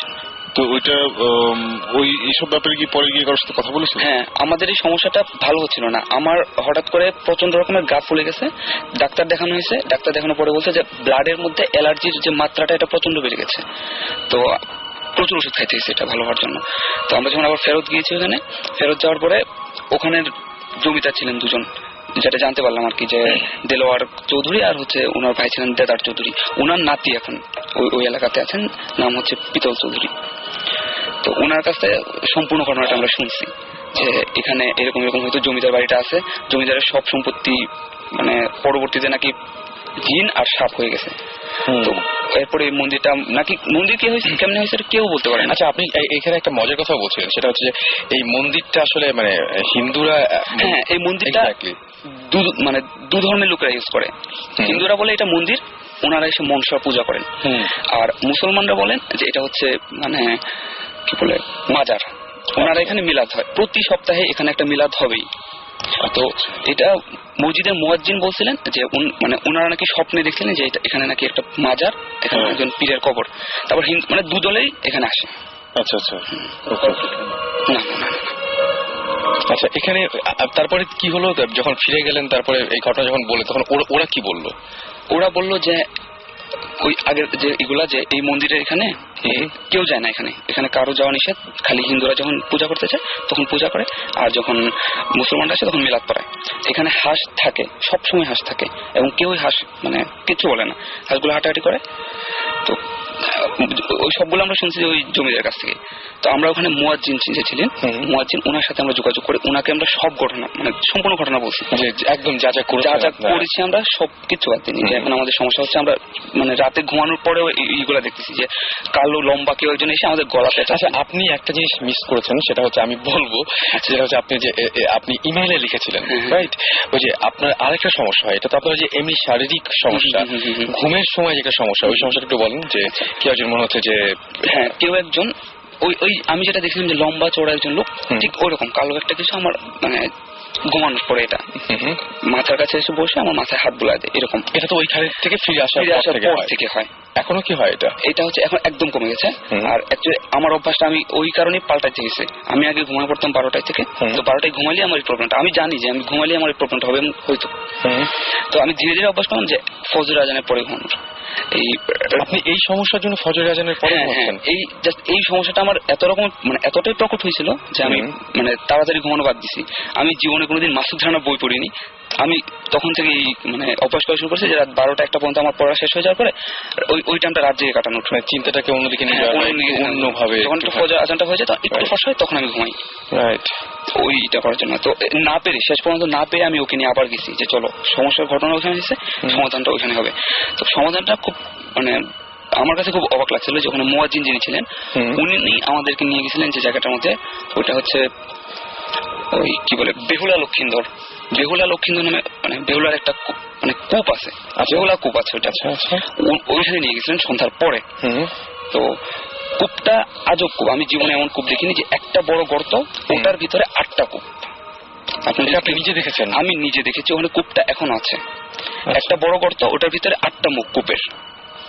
আর হচ্ছে ওইটার সামনেই মানে বেহুলার একটা মানে নৌকা ছিল কিনা মানে উনি বললেন আর কি, যেমন মজা যে বেহুলা লক্ষিন্দরের একটা নৌকা ছিল, ওই নৌকার নকশাটা মাটিতে আঁকা, ওটা বৃষ্টি হলেও কখনো মুছে না, মানে বৃষ্টি হলে দেখা হলো যে উপর দিয়ে মাটি চলে আসে, খুবই স্বাভাবিক, সেটা মুছে যাওয়া উচিত ছিল, ওটা মুছে না, ওই নকশাটা এখন পর্যন্ত আছে ওই কুয়ার সাথে। ওকে। তো উনি আমাদের ওখানে নিয়ে যাওয়ার পরে সন্ধ্যা পরে বেশ অনেক দোয়া দুরুদ পড়লেন, তো আমাদের ফুটু দিন এবং বললেন যে ওখানে একটা মসজিদ আছে যেটা দেলোয়ার চৌধুরী করে গেছেন 100 বছরের পুরাতন, তো ওখানে না মানে শ্রদ্ধা দিতে বললেন। তো ওখানে আমরা শ্রদ্ধা করেছি, বেশ অনেক দোয়া দরুদ করেছি। তারপরে উনি বললেন যে হ্যাঁ এখন ধীরে ধীরে সমস্যা ইনশাল্লাহ চলে যাবে। তো ওখান থেকে আসার পরে আমাদের সমস্যাটা ধীরে ধীরে কমে গেছে। তো এখন যা হয় যে খুব ক্লান্ত না হলে আমরা তাড়াতাড়ি ঘুমাই না, অভ্যাসটা হয়ে গেছে আর কি। কিন্তু এখন কি কোনোদিন এরকম দেখেছেন মাঝখানে হঠাৎ করে 12টার দিকে ঘুমালে আবার সেই সমস্যাটা? এখন যেটা হয় যে অনেকদিন পরে পরে হয়তো কাউকে দেখি যে মানে হাত বোলা দিচ্ছে বাট গলা চাপায় ধরতেছে না। আগে যেমন হতো যে ধীরে ধীরে গলা চাপায় ধরে চাপ দিতে। আপনি ওই জিনিসটা মিস করছেন। প্রথমে দেখেন যে মানে মাথায় হাত বুলে দিচ্ছে, তারপরে এক সময় গলাটা পেঁচে ধরে। এবং সবচেয়ে আশ্চর্য জিনিস যে এটা কয়েকদিন হওয়ার পরে আমি নিজে হাত দিয়ে দেখেছি আমার গলায় ব্যথা ছিল। আচ্ছা, মানে চাপ মানে আপনি ঘটনাটা শেষ করেন। প্রথমে দেখেন যে মাথায় হাত বুলে দিচ্ছে, তারপরে দেখেন যে ঘুমের মাঝখানে কেউ গলাটা পেঁচে মানে খুব সুন্দর করে পেঁচিয়ে ধরছে, দেওয়ার পরে চাপ দিচ্ছে। আমি ঘুমানোর মতো অবস্থা, ও তখন জেগে থাকে। ও আমাকে ধাক্কা দিয়ে ওঠানোর পরে ও বললো যে ভাই যা দেখছি যে আপনি মানে শরীর কাঁপতেছে এবং ঘুমাচ্ছেন, যেন মানে ঘুমের সময় একটু ঘুমানো হয় না ওরকম। তো আমি ওকে সম্পূর্ণ ঘটনা বলছি। আমার মানে এই ঘটনা আমার কদিন হয়। আমাদের উইটনেস আছেন একজন সঙ্গে, আমাদের কাজিন যিনি বলছেন। জি, আপনি কি দেখেছেন বলেন? মানে অ্যাকচুয়ালি যে আপনি একটু আগে বললেন যে 3টার সময়টা একটু ব্যতিক্রম, মানে ইমরান ভাই সাধারণত দেখা যাইত যে 12টার সময় একেবারে রেগুলারলি তিনি রুটিন মেনে ঘুমাইতেন, যে তখন থেকে, এবং দেখা যাইত যে 12টার থেকে ঠিক 2 ঘন্টা পরে, মানে অ্যাকচুয়াল আমি তো তখন মনে রাখে নাই, কিন্তু আপনার কথাটা শুনে তখন মনে হলো যে উনি 2টার থেকে 2:30 থেকে 3টা এর ভেতরেই উনার ওইটা দেখা দিত যে উনি হয়তো বা খুব ঘামতেছেন আর কাঁপতেছেন। আমি দেখছি তখন যে হয়তো বা 3-4 রাত এমন করতেছেন, আগে কোনোদিন করেন। আমি ওনার সাথে থাকছি তো 4-5 মাস আমি প্রথমে থাকছি কোচিং করার সময়, তখন আমি ওনাকে জাগাইতাম যে ইমাম ভাই কি অবস্থা। তখন ওনার জ্বর ছিল, উনি সেটা তখন ওনার জ্বর ছিল। আমি হয়তো ভাবছি যে জ্বরের কারণে উনি এমনটা করতেছেন, কিন্তু জ্বরের কারণে যখন জ্বর কমে গেল তারপরে ওনার এই সমস্যাটা থেকেই গেল, দেখা গেল যে এইটা থেকে ওনার কোনো রিকভারি নাই। ওকে, পরবর্তীতে বুঝতে পারছি। আমি চলে গিয়েছিলাম যখন ওই আমার অ্যালার্জির প্রবলেমটা হলো, তখন আমার বাড়িতে থাকতে হয়েছিল। তখন সবচেয়ে ভয়ঙ্কর যে ঘটনাটা হয়েছিল যে আগে আমি শুধু দেখতাম, এরপরে যে ও একটা ঘটনা দেখলো যে রাতের বেলা দেখার পরে আমাকে ফোন দিয়ে বললো ইমরান আপনি চলে আসেন, আমাদের ওখানে যেতে হবে। মানে সেই সময় কি তার মানে আপনিও গিয়েছিলেন সঙ্গে? আচ্ছা, অ্যাকচুয়ালি উনি যেটা, আপনি কি এগিয়ে বসতে পারেন? হ্যাঁ, ওকে, বলেন। মানে উনি যেটা দেখছেন, যে সিনটা উনি দেখছেন, ওইটা আমি একবারই দেখছি। মানে সেটা উনি তখন ছিলেন সেখানে। আপনিও কি স্পটে গিয়েছিলেন ওনার সাথে? হ্যাঁ, আমি ছিলাম ওনার সাথে। যখন একদিন আমি আমার ফ্রেন্ডের বাসা থেকে অনেক গল্প করে টায়ার্ড হয়ে আসছি, তখন আমি সাধারণত দেখা যায় যে ওই সকালের দিকেই ঘুমাই, আমার বরাবরই এটা আমার একটা রুটিন। তখন সেদিন আমি ওই 12টা একটা দিকে ঘুমায় পড়ছি, তখন উনি বসে ওই যে মাসুদ রানা পড়ছেন। তখন কিছুদিন পরে আমি তখন ঠিক উনি ওনার কথা মতো আমি তখন দেখি যে আমার এই স্বপ্নটা দেখছি ওই 2:30 থেকে 3টার ভেতরে। তখন উনি আমাকে ডেকে তুলছেন। ডেকে তোলার পরে আমি ভাবলাম যে ইমরান ভাইয়ের এমনি জ্বর আছে, তারপরে আমি এটা বলবো। তখন আমি কিছু বলি নাই ওনাকে রাত্রে। তারপরে আমি ওনাকে সেটা বললাম হচ্ছে সকালবেলা যাওয়ার পরে তারপরে দেখা গেল যে ইমরান ভাইয়ের আরো স্বাভাবিকভাবে উনি মেন্টালি ডিপ্রেশনে আছেন। তারপরে আরো জ্বর বেড়ে যাওয়ার পরে উনি একদিন বলছেন যে তারপরে আবার অ্যালার্জি, এভাবে দেখা গেল যে বলছে যে খালিদ এটা তো আর হচ্ছে না, আমি তাহলে বাসা যাই। মানে আপনার কি সমস্যা হয়েছিল? আমি সেটাই যাচ্ছি এখন। যে তখন উনি বাসায় চলে গেল। যে বাসায় যাওয়ার পরে যেদিন উনি বাসায় গেল ওই দিন রাত্রে আমি একা রুমে, আমরা দুজনই থাকি রুমে একা। তখন আমি আলসেমি করে একটা গল্পের বই নিয়ে আর কানে একটা হেডফোন ছিল আমার, যে গান শুনতে শুনতে আমি বিছনায় গেছি। কিন্তু কখন আমি ঘুমায় পড়ছি সেটা জানি না। যখন মানে ঘুমায় পড়ার পরে আমি একেবারে সম্পূর্ণ ভিন্ন একটা স্বপ্ন দেখছি। মানে আমার মনে হচ্ছে যে আমি আমার বর্তমান সম্পর্কে একেবারেই সচেতন। আমি বিছনায় আছি, আমি এটা মনে হচ্ছে যে আমি বিছনায় আছি, কিন্তু আমার কোনো শক্তি নাই, আমার পেশিগুলো একেবারে আড়ষ্ট। এবং মনে হচ্ছে যে আমার সামনেই আমি ওই হাঁসটাকে যেভাবে জয় করছিলাম না, ঠিক ওইভাবে কেউ আমাকে জয় করতেছে। এটা আমার কাছে মানে একটা অ্যামেজিং ব্যাপার লাগছে যে স্বপ্ন সাধারণত এমন সিকুয়ালি হয়ে যাচ্ছে স্বপ্নটা আমার সামনে। এমন সাধারণত ব্যাপারটা খুবই ভয়ঙ্কর হওয়ার কথা, কারণ আপনি যে জিনিসটা এটা খুবই ভয়ঙ্কর, মানে আপনি চোখের সামনে দেখেন। কি একটা কথা কি, আমি যখন হাঁসটাকে ধরছিলাম তখন দেখা যাচ্ছিল যে একটা মানে হাঁস সাধারণত রাতের বেলা ওই যে কোয়াক কোয়াক করে জোরে ডাকে, এটা সাধারণত ওরা ডাকে না। যখন আমি ধরছিলাম তখন ফ্যাস ফ্যাস করে ডাকে, ওই দেখা যায় যে গলা টানে, যেটা বলে ওইরকম একটা শব্দ করছিল। আমি যখন শুইতে যাব, মানে আমি যে হেডফোন নিচ্ছি সেটা বলছি, কিন্তু আমার হেডফোন নেওয়ার কারণ ছিল ওই শব্দটা আমি কানে কাছে পাচ্ছিলাম প্রথমে। আচ্ছা, আপনি ঘুমাতে যাওয়ার সময় ফ্যাস ফ্যাস ওই শব্দটা, তখন আমি ওইটাকে মানে ওই চিন্তাটা যখনই পাইছি তখনই আমার মনের ভেতরে ওইটা চলে আসছে যে অত হাঁসটা বেশ বড় ছিল, অত বড় একটা হাঁস আমি দিছি একা। তারপরে তখন আমি ওইটা মন থেকে দূর করার জন্য আমি তখন কানে এয়ার প্লাগ দিয়ে ঘুমাইছি। এই ঘটনার পরে আমরা সিদ্ধান্ত নিলাম যে আমাদের ওখানে যাওয়া উচিত। তারপরে আপনারা ওখান থেকে ওই জিনিসগুলো করে আসলেন। মনে হয় সাকিব ভাই কি খুবই ইন্টারেস্টিং লাগছে, এবং ডেফিনেটলি আপনাদের ফোন নাম্বারটা আমরা নিব। আমরা ওখানে যেতে চাই, আমরা গিয়ে হাঁসটা মেরে খেতে চাই। আসলে না, হাঁস মারবো না, খাবো না, আমরা বিরিয়ানি নিয়ে যাবো, হাঁস টাস খাইতে হবে না। আমরা ওখানে গিয়ে এগুলো দেখতে চাই, ভেরি ইন্টারেস্টেড। মানে জমিদারের নাতি যে এখন পিতল চৌধুরী, ওনার বাজারে খুব বড় একটা দোকান আছে। উনি গেলে মানে আমিও মানে হেল্প করবেন, সব ধরনের হেল্প করবেন। ওনাদেরই জমিদার বাড়িতে উনি আছেন, আপনি হেল্প পাবেন। পিতাল চৌধুরীর বাবা এবং মা দুজনেই এখনো বেঁচে আছেন। এটা হচ্ছে সব থেকে মানে তখন আমরা তার কাছে জিজ্ঞেস করছি যে আঙ্কেল এখানে কি জমিদার বাড়ির কি কোনো ব্যাকগ্রাউন্ড খারাপ আছে কিংবা কেউ পজেসড হয় এমন কি কিছু আছে? তা উনি শুধু বলেন হ্যাঁ অনেক আছে, কিন্তু কখনো ফ্ল্যাশ করে না যে কি কখনোই। ওদেরকে অনেক রিকোয়েস্ট করা হয়েছে যে আঙ্কেল বলেন কোনো সমস্যা নাই, এটা আমরা এটা কোনো সমস্যা নেই, আপনি যদি আসেন, আপনি যদি এটা বলেন তাহলে এখানে ইনভেস্টিগেশন টিম আসবে, আপনাদের সমস্ত কিছুই ঠিক করা হবে। কিন্তু উনি ওইটা কোনোদিন শেয়ার করতে চান না। যে শুধু এটুকু বলছেন। আরেকটা জিনিস উনি শুধু এটুকু ফ্ল্যাশ করছেন যে জমিদার বাড়িতে নাকি নিজাম ডাকাত না, আমি প্রথমে বলি যে জমিদার বাড়িতে নাকি উনি অনেক সাপ আছে, অনেক বিষধর প্রচুর সাপ আছে, যেগুলা হচ্ছে যে ওই জমিদার বাড়ির নাকি যদি কেউ ক্ষতি করতে চায় তখন সেগুলা বের হয়ে সেগুলাকে দংশন করে। এখানে তিনি একটা যে রেফারেন্স দিচ্ছেন যে নিজাম ডাকাতের। আচ্ছা, ওকে ওকে। তাহলে আমরা যেটা করি, আমরা একটা SMS পড়ে ফেলি। ইকবাল তিনি আমার লিখেছেন যে তার নানা বাড়িতে তার মৃত মেজো মামার সাথে একবার, দুবার না 5 বার তিনি দেখতে পেয়েছেন, এবং তার মেজো মামা মারা গেছেন 12/2/2-এ, কিন্তু তারপরেও বহুবার তিনি দেখতে পেয়েছেন, এবং তার মামা মারা যায় রোড অ্যাক্সিডেন্টে। আমরা অনেকক্ষণ ধরে আসলে SMS পড়ি না, এই জন্য একটা SMS পড়ে ফেললাম। এবং সুমন ভাই কি করবো বলেন, আমরা কি একটা ব্রেকে যেয়ে তারপরে আপনার ঘটনাগুলো জানবো নাকি? আমরা হ্যাঁ ওনাদের ওই যে লাস্ট এন্ডিংটা, কনক্লুশনটা শুনে নিই, তারপরে ওকে ওকে ওকে। তাহলে আপনারা ওখান থেকে যে ফিরে আসলেন, ফিরে আসার পরে তারপরে যেটা হলো যে তারপর থেকে আর এই ধরনের সমস্যা এখন তো হচ্ছে না? না, এখন হচ্ছে না। এখন হচ্ছে না, অলরাইট। আবার কি যেতে চান? জি, আবার কি যেতে চান যদি এই যে? হ্যাঁ, interested. Okay okay, thank you আমাদের সাথে শেয়ার করার জন্য এই ঘটনাগুলো, এন্ড এত কষ্ট করে রাতের বেলা এসেছেন আমাদের সাথে। না, এটা আমার খুবই মজা লাগছে। মানে আমি অ্যাকচুয়ালি মানে ডেফিনেটলি আমাদের কষ্ট হচ্ছে, এটা আমাদের মজা লাগে না। যেটা মানে ঘটনাটা মানে এরকম ঘটনা ইনফ্যাক্ট আমরা ইনভেস্ট করতে চাই। এইটাই হচ্ছে ওই ঘটনা যেখানে আমরা যেতে চাই আর কি। রাইট। এবং থ্যাংক ইউ ভেরি মাচ আসার জন্য। এবং আসলে ওখানে আরেকটা কথা মানে একটু বলবো যে ওখানে আরেকটা কথা প্রচলন আছে যে জমিদারের নাকি 3টা ওয়াইফ ছিল, যে 3টা ওয়াইফ যখন উনি মানে ওখানে কিন্তু 3টা মন্দির আছে, আর ওই মানে দেখা গেছে যে মন্দির, ওর সামনে যে মসজিদ এবং ওই জমিদার বাড়ি এবং সামনের পুকুর, এগুলো ইন্টার রিলেটেড। এরা ইন্টার রিলেটেড, এবং দেখা গেছে যে মানে কথিত আছে যে ওই জমিদার তার 3টা ওয়াইফকে মানে মেরে ফেলে। আচ্ছা। এবং ওইখানটাই কবর দেওয়া হয়, কিন্তু যখন জমিদার নিজে মারা যায়, উনি মারা যায় শেষ রাত্রের দিকে।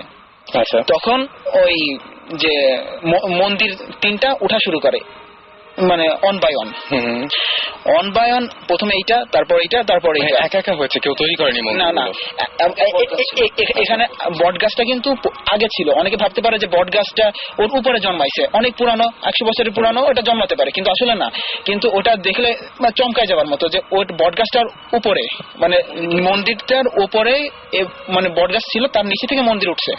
আচ্ছা। তখন মানে আছে যে তখন ওই যখন রাত, যখন শেষ মন্দিরটা যখন উঠবে, তখন দেখা যায় যে ওই সকাল হয়ে যায়, তখন আর সেই মন্দিরটার ওঠা হয় না, ওটা ভেঙে যায়। আচ্ছা। ওটা একেবারে শেষ মন্দির, যে দেখলে দেখা যাবে যে প্রথম মন্দিরটা ঠিক দাঁড়িয়ে আছে, তারপরের মন্দিরটা একটু বাঁকা, আর তারপরের মন্দিরটা একেবারে গোড়ানো। ওকে, ভেরি ইন্টারেস্টিং, খুবই ইন্টারেস্টিং এরকম। ওকে, তাহলে আমরা আরেকটা জিনিস বলবো,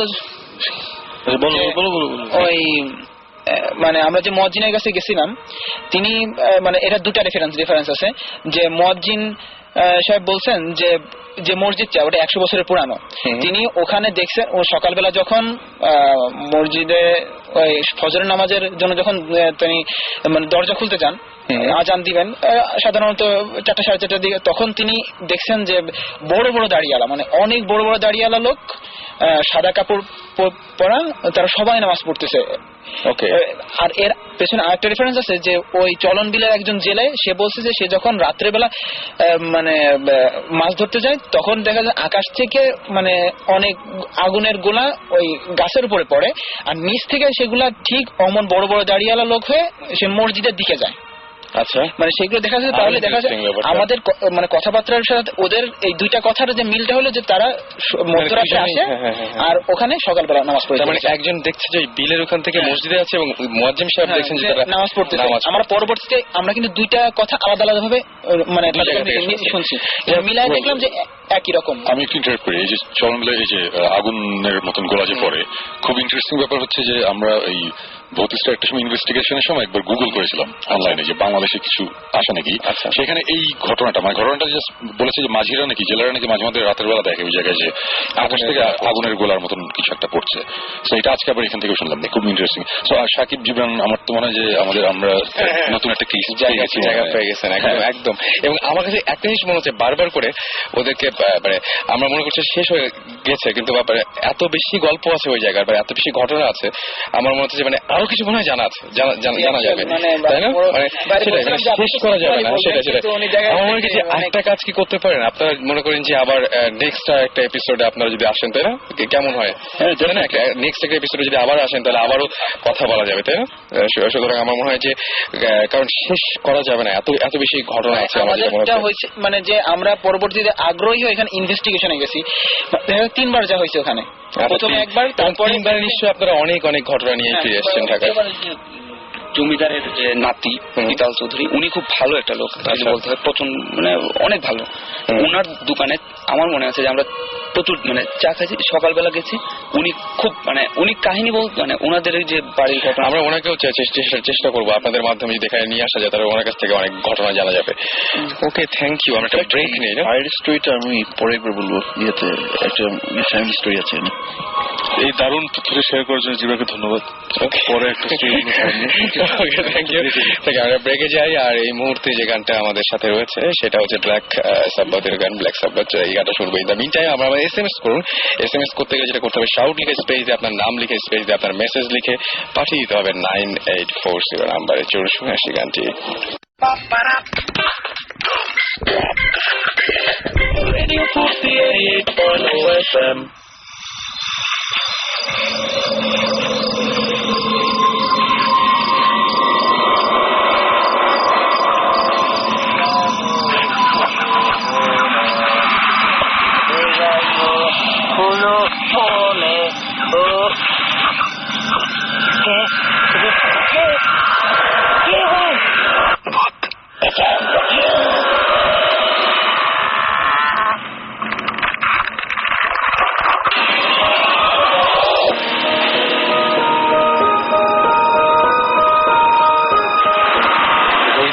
এক্স্যাক্টলি সকাল এখন রাত 8:18, বারবার করে ভুল করছি।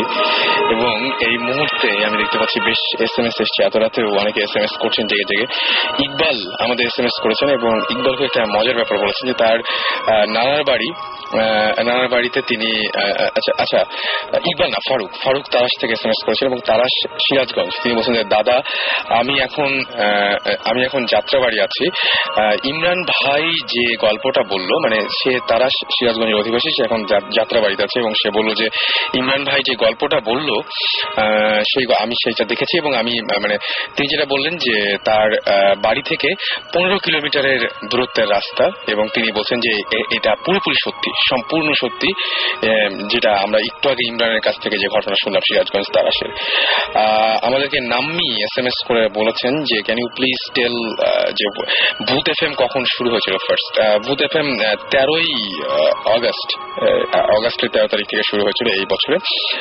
সামান্তা লিখেছেন যে তিনি UK চলে যাচ্ছেন ফর স্টাডি, এখন কিভাবে শুনবেন এটা জানতে চেয়েছেন। www.radiofurti.fm এ গিয়ে আপনি ইচ্ছা করলে স্ট্রিমিং করে রেডিও ফুর্তি যে কোনো জায়গা থেকে শুনতে পারেন, দেশের বাইরেও আপনি শুনতে পারবেন, সুতরাং একেবারে চিন্তা করার কোনো কারণ নেই। আরেকটা ঘটনা আছে, সেটা হচ্ছে যে ইমেল করেছিলেন আমাদেরকে আরো একজন, তিনি আমাদের কে বলেছেন, আচ্ছা তার নামটা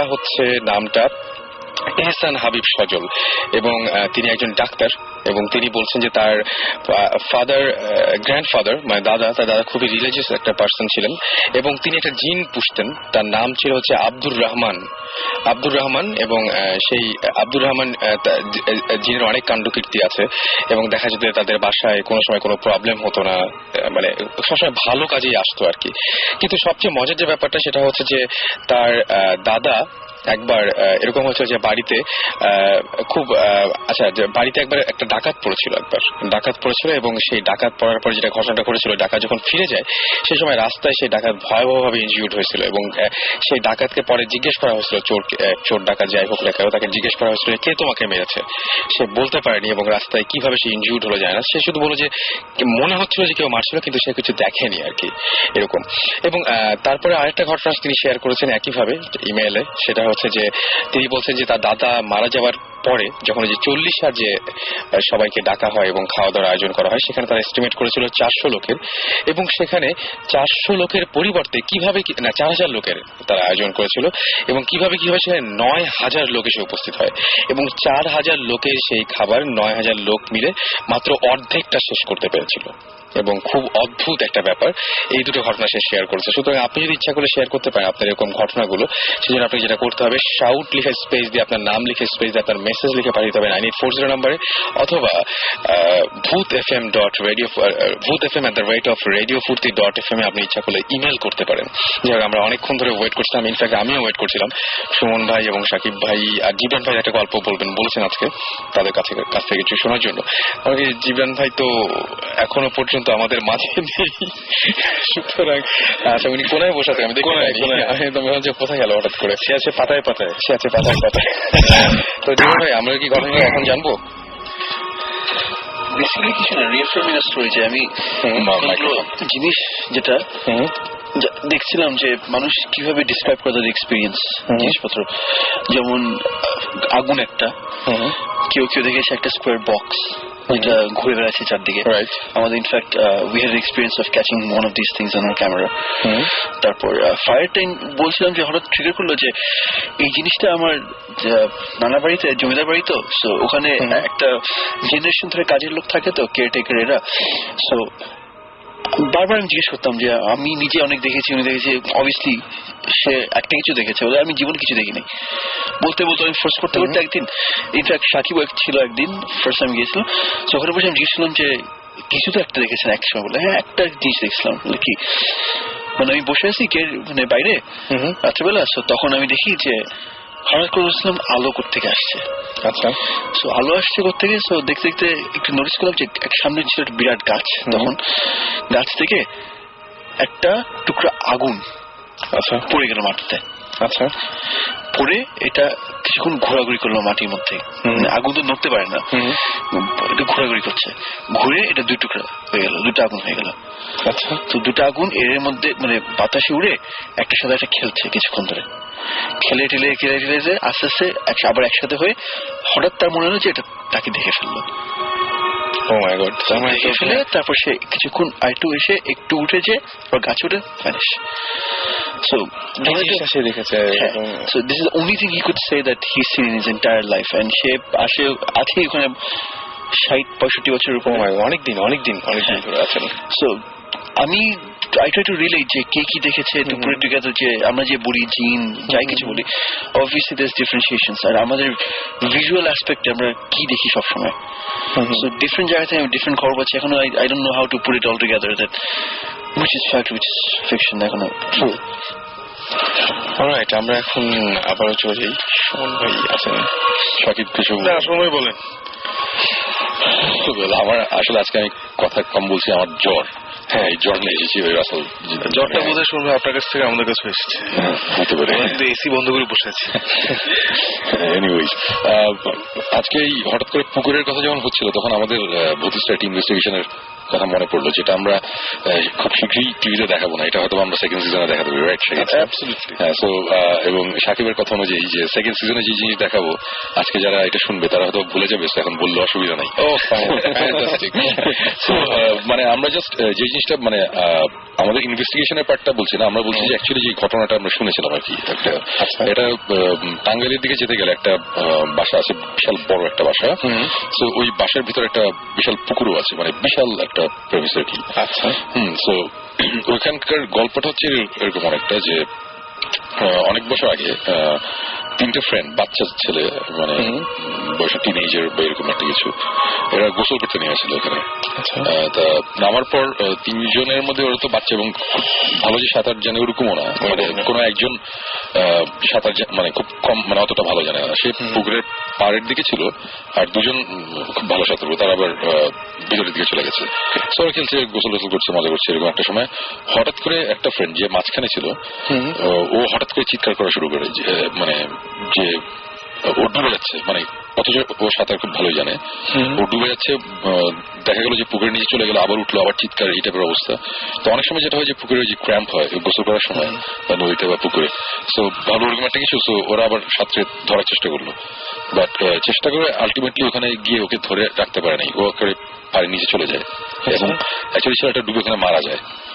এবং মারা যাওয়ার পরে তো খুব অনেক কাহিনী, মানে ফ্রেন্ড দুটো ডিপ্রেস, মানে ফ্রেন্ড মারা গেছে, লোকজন হয়েছে, অনেক ব্যাপার স্যাপার হয়েছে। তো যাই হোক, ছেলের ডেড বডি পরে উঠানো হয়, ওকে কবর দেওয়া হয়। সো ব্যাপারটা হচ্ছে যে আমরা পরে যে গল্পটা শুনেছি সেটা হচ্ছে যে এরও অনেক বছর পরে কোনো কারণে ওই তাদের এই যে দুটো ফ্রেন্ড ছিল, বেঁচে ছিল, দুটো ফ্রেন্ডের মধ্যে একটা ফ্রেন্ড ওই পুকুরেই গোসল করতে গিয়ে আবার মারা যায়। আচ্ছা, হ্যাঁ, তো তখন ব্যাপারটা ইন্টারেস্টিং দাঁড়ায় যে মারা যায় আবার ওই সেম পুকুরেই। এবং তাদের যে ফ্রেন্ডটা বেঁচে আছে আর কি, তো অ্যাকর্ডিং টু হিম, মানে আমরা গল্পটা অ্যাকচুয়ালি শুনেছি ওই ভদ্রলোকের কাছে, মানে অ্যাকচুয়ালি এটা অনেক আগের কথা, এখন মানে যে বেঁচে আছে তার কথা হচ্ছে যে ওই পুকুরে রাতে নাকি মাঝে মধ্যে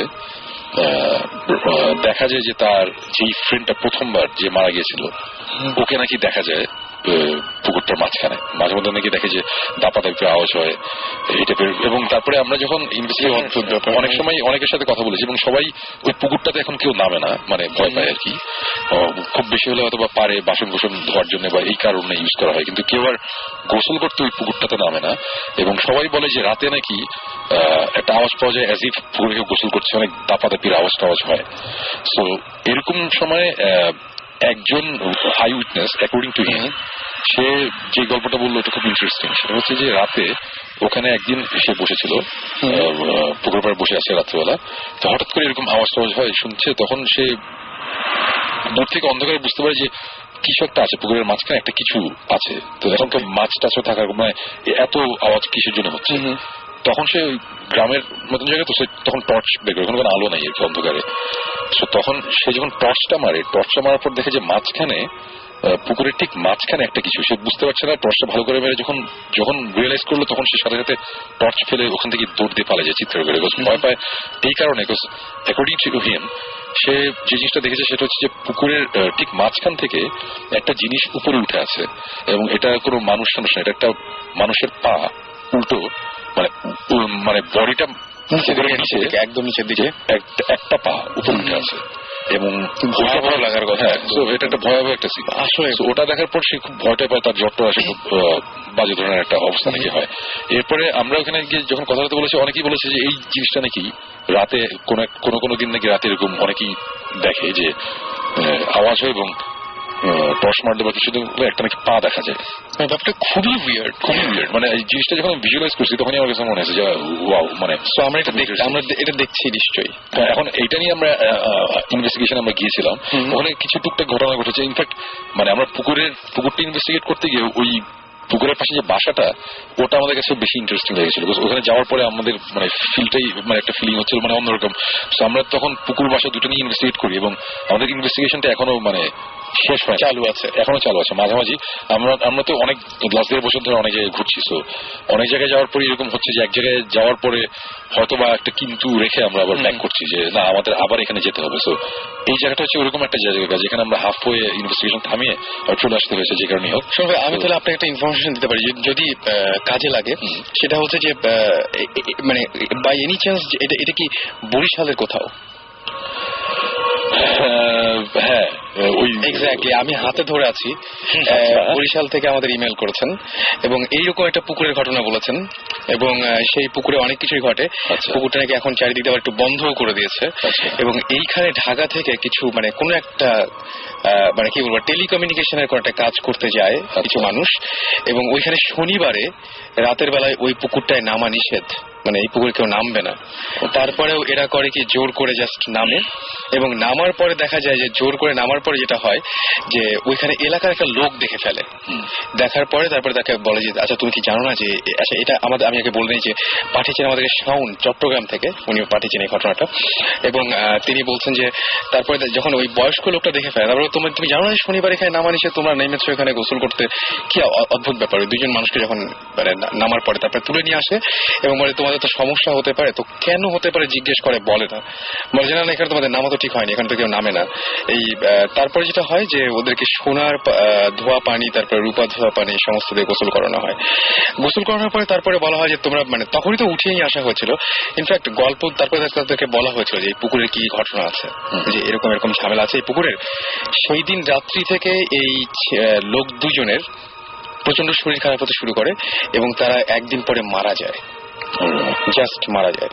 তো সেও বলছে এরকম যে বরিশালের এই পুকুরটা, মানে আপনার কথা শুনে মনে হলো যে আমি সঙ্গে সঙ্গে কিন্তু দেখলাম যে কাগজ ইয়ে করে আমি হঠাৎ করে নড়ে চড়ে বসে, মানে আমার কাছে সঙ্গে সঙ্গে দেখলাম যে এই একই টাইপের একটা ঘটনা একজন আমাদের সাথে শেয়ার করেছেন। ওটা খুবই ইন্টারেস্টিং ইনসিডেন্স, একদম কোইন্সিডেন্স সেটাই। ওকে, ইন্টারেস্টিং। হ্যাঁ, মানে এটা এখন আবার নতুন করে আবার ইন্টারেস্ট পেলাম। আজকে তো আসলে তখন আমরা নামি নেই, হ্যাঁ এখন মনে হচ্ছে যে নামার টাইম হয়ে গেছে, নামার টাইমটা আসছে। আমি অবশ্য সাঁতার যাই না, আপনাদের নামতে হবে। এবং মানে আমার কাছে যেটা মনে হয় যে মানে আমি যদি কোনোদিন ওখানে যেতাম ডেফিনেটলি আমি এই রিস্ক নিতাম না। না, পুকুরে তো নামতে হবে, বিকজ আমরা যখন ওই বদ্ধ একটা অ্যাবান্ডন একটা কুয়ার মধ্যে যখন নামতে বসছি, হ্যাঁ ওইটা অনেক ভয়ঙ্কর ছিল। হ্যাঁ, ওই এপিসোডটা প্রথম সিজনই দেখাবো আমরা, সো ওইটা নিয়ে কোনো আলাপ করা যাচ্ছে না। বাট ওইটা থেকে যাবে, এটা বেশ ভয়ঙ্কর ব্যাপার ছিল। সো আমরা ইনফ্যাক্ট মোস্ট অফ দ্য ইনভেস্টিগেশনসই মানে আমরা টিভিতে যখন দেখবো তখন দেখে মনে হয় যে একটাতে হয়ে গেছে। আচ্ছা, আসলে কিন্তু একটাতে হয় না, অনেক সময় লাগে, আসলে অনেক সময় লাগে। এরকম যে গেলাম আর ভূতরা দাওয়াত দিয়ে রাখছে যে আজকে আসো শুটিং হবে, সেটা অ্যাকচুয়ালি হয় না। মানে আমাদের এরকম ঘটনাও আছে যে একটা স্পেসিফিক জায়গায় আমাদের 1 মাসে 3 বার যেতে হয়েছে, প্রত্যেকবার আমরা 3-4 বার করে থেকেছি। তো থার্ড টাইমে গিয়ে একটা ইনসিডেন্ট হয়েছে যেটা আমরা মানে ভিডিওতে ক্যাপচার করেছি এবং মনে হয়েছে যে না এটা এখন দেখানো যেতে পারে, মানে এটা তখন আমরা ইনভেস্টিগেশনটা শেষ করেছি। এটা বুঝতে পারি যে ভূত দেখা সুন্দরবনের বাঘ দেখা সেটাও কঠিন। ডেফিনেটলি ভূত বলে আর যাই বলি, সুপারন্যাচারাল বা আনএক্সপ্লেইন যাই কিছু বলি না কেন, সেটা হচ্ছে সব আসলেই মানে চাইলেই দেখা মিলবে বা এরকম কিছু না। তো একটা জিনিস কি কেন যেন আমার মনে হয় কি যে মাঝে মাঝে যখন আমরা এমনি বলি না যে হ্যাঁ দেখতে চাই বা এরকম কি মানে এটা যে কি হয় মানে আল্লাহ জানে, তখন মনে হয় যে আমি আমার বাসার ঘটনা বললাম যে কয়েকটা এরকম ঘটনা যে বইটা এলোমেলো হয়ে যায়, উল্টাপাল্টা হয়ে যায়, এটা কিন্তু সত্যি। মানে আমি যখন না খেয়াল করা শুরু করলাম এবং লেখা শুরু করলাম যে এই যে বইটা এখানে রাখলাম, তখন দেখি যে জিনিসটা আরো বেশি করে হয় এবং সত্যি সত্যি ঘরটা লক করা, মানে খুব অদ্ভুত ব্যাপার। আমার মনে হয় যে একটা কোন একদিন ফ্রি টাইমে তোমার বাসায় যাওয়া যেত, রাতে বেলা যদি থাকি কিছু একটা জিনিস হয়তো বের করলে হবে বা একটা, মানে এটা কিন্তু আমাদের অন্য কোথাও হতো না, এই বাসাটাতেই হচ্ছে। বাসার কথা যখন আসছে আমি একটা ছোট্ট ঘটনা বলি। এটা জাস্ট কবে পরশু দিনের আগের দিনের ঘটনা, এটা আমি যে বাসায় আছি এই বাসার ঘটনাই। আচ্ছা বলি, এটা যখন উঠছে আর কি, রাতে আমি একটা বই পড়ছিলাম, এক্সোরসিস্ট ট্র্যাডিশন ইন ইসলাম, বিলাল ফিলিপসের বই। বিলাল ফিলিপস নাম করে স্কলার, ওই ইসলামিক চ্যানেল ওনার দিয়ে বিয়ে করে, আফ্রিকান আমেরিকান একজন জামাইকান। তার একটা বই খুব ইন্টারেস্টিং, মানে এক্সোরসিজম নিয়ে, যে পজিশন নিয়ে, এগুলো নিয়ে একটা বই। সেটা পড়ছিলাম, তো পড়ছি বেশ ইন্টারেস্টিং লাগছে, মানে খুবই ইন্টারেস্টিং একটা জিনিস, অনেক নতুন নতুন ইনফরমেশন আমি পাচ্ছি। এবং এক্সোরসিজম ব্যাপারটা খুব মজার ব্যাপার কি যে এটা হচ্ছে সব ধর্মেই আছে, রাইট? খুব ওখানে ওইভাবেই লিখেছে যে ক্রিশ্চিয়ানিটির মধ্যে বা ইসলাম সবকিছুর মধ্যেই আছে। সো বইটা পড়ছি এবং মজাই লাগছিল বইটা পড়তে, খুব ইন্টারেস্টিং। তা বইটা পড়তে পড়তে একটা সময় আমি রাতের বেলা বইটা পড়ছি, তো তখন বইটা পড়তে পড়তে খুব মানে খুব একটা বইয়ের ভিতরে ঢুকে গেছে আর কি আমি। তো হঠাৎ করে ওই হয় না মাঝে মাঝে রুমের মধ্যে টুকটাক আওয়াজ হয়, এটা খুবই স্বাভাবিক, সব বাসাতেই রাতে বেলা ঘুমানোর সময় আওয়াজ হয়। তো একটা আওয়াজ হয়েছে, আমি ওটা ইগনোর করেছি, আমি বই পড়ছি। তো বইটা অনেক বড়, তা কিছু দূর পড়ার পরে আমি বইটা রাখলাম, রেখে আমি তখন কম্পিউটারে বসলাম। তো কম্পিউটারে যখন বসেছি, আমার ঠিক পিছনে হচ্ছে আমার খাটটা, তার পিছনে হচ্ছে একটা অ্যালুমিনিয়ামের গ্লাস দিয়ে একটা আলাদা একটা পার্টিশন দেওয়া, ওটার পিছনে আমার ভিতরে আমার ডিভিডি, ব্লুরে এবং এই বইয়ের লাইব্রেরি গিটার টিটার ওখানে থাকে। ওটা আমার পিছন দিকে আর কি, পিঠের অপোজিট আর কি। হঠাৎ করে আমার মনে হলো কি পিছনে আবার টাক এই টাইপের একটা আওয়াজ হলো। আমি কম্পিউটারে আছি, হঠাৎ করে আবার হয়েছে। সেকেন্ড টাইম যখন হয়েছে তখন আমি একটু ঘুরে বসেছি যে ব্যাপারটিকে, আমি তো মাঝখানে 1 মাস দেশে ছিলাম না, যে আবার টিদুর ঢুকে গেল নাকি, বাসা বন্ধ ছিল। সো ওখানে আমি পুরো তছনছ করলাম, কিচ্ছু নাই, আচ্ছা ঠিক আছে ফাইন। এই করে আমি আবার বসলাম, একটু পরে আবার আওয়াজ। তখন আমার কাছে একটু ব্যাপারটা অ্যানোয়িং লাগলো যে এটা কি। সো এরকম একটা সিচুয়েশনে এর আগে একবার পড়েছিলাম, আমরা একটা ইনভেস্টিগেশনে গিয়েছিলাম, গিয়ে আসার পরে রাতে ঘুমানোর সময় এই আওয়াজ খুব বেশি হতো। তো তখন এটা নিয়ে আমি সাকিব জিবরান আলাপ করেছি যে কি ব্যাপার, আমরা ওইখান থেকে আসার পরে এটা কেন হচ্ছে, আওয়াজ তো টুকটাক রাতে ঘুমানোর সময় হয়, বাট এটা একটু বেশি লেভেলে হচ্ছিল আর কি। আবার আমার ওই কথা মনে পড়লো যে আবার কি হলো না হলো, ওই জিনিসটা আর পাত্তা দিইনি। ওই দিন রাতেবেলা যখন আমি ওই যে ইয়ের মতনই আমি ঘুমাইতে যাই, সকালে ফজরের আজানের পরে আমি ফজরের নামাজ পড়ি, তারপরে আমি ঘুমাইতে যাই। এটা আমার মানে আমি কিন্তু রেগুলার যে নামাজ পড়ি সব 5 ওয়াক্ত না, বাট আমি ফজরের নামাজ আমি পড়ি, মানে এটা মোটামুটি কম্পালসারি। আমি নামাজটা পড়ে ঘুমাতে যাই। তো আমি ঘুমাতে গেছি তখন কয়টা বাজে, 6:30 বা এরকম একটা সকাল হয়ে গেছে তখন। তখনও এরকম আওয়াজ টাওয়াজ। তার শেষে আমি যেটা করলাম, পুরো মানে চাদরটা পুরো মানে কানের উপর দিয়ে পারলে, মানে আমি আবার কান বন্ধ করে যে ইয়ারপ্লাগ দিব সেটাও করতে পারতেছি না, ফোন আসলে ফোন ধরতে হবে একদম। সে যে কোনো মতো ঘুমালাম। তো শরীরটাও একটু ভালো লাগছিল না। তো পরের দিন বুঝলাম যে আমার শরীর ভালো না, মানে একটু সবই তো মিলে যাচ্ছে সুমন ভাই। তো এরকম একটা সিচুয়েশন।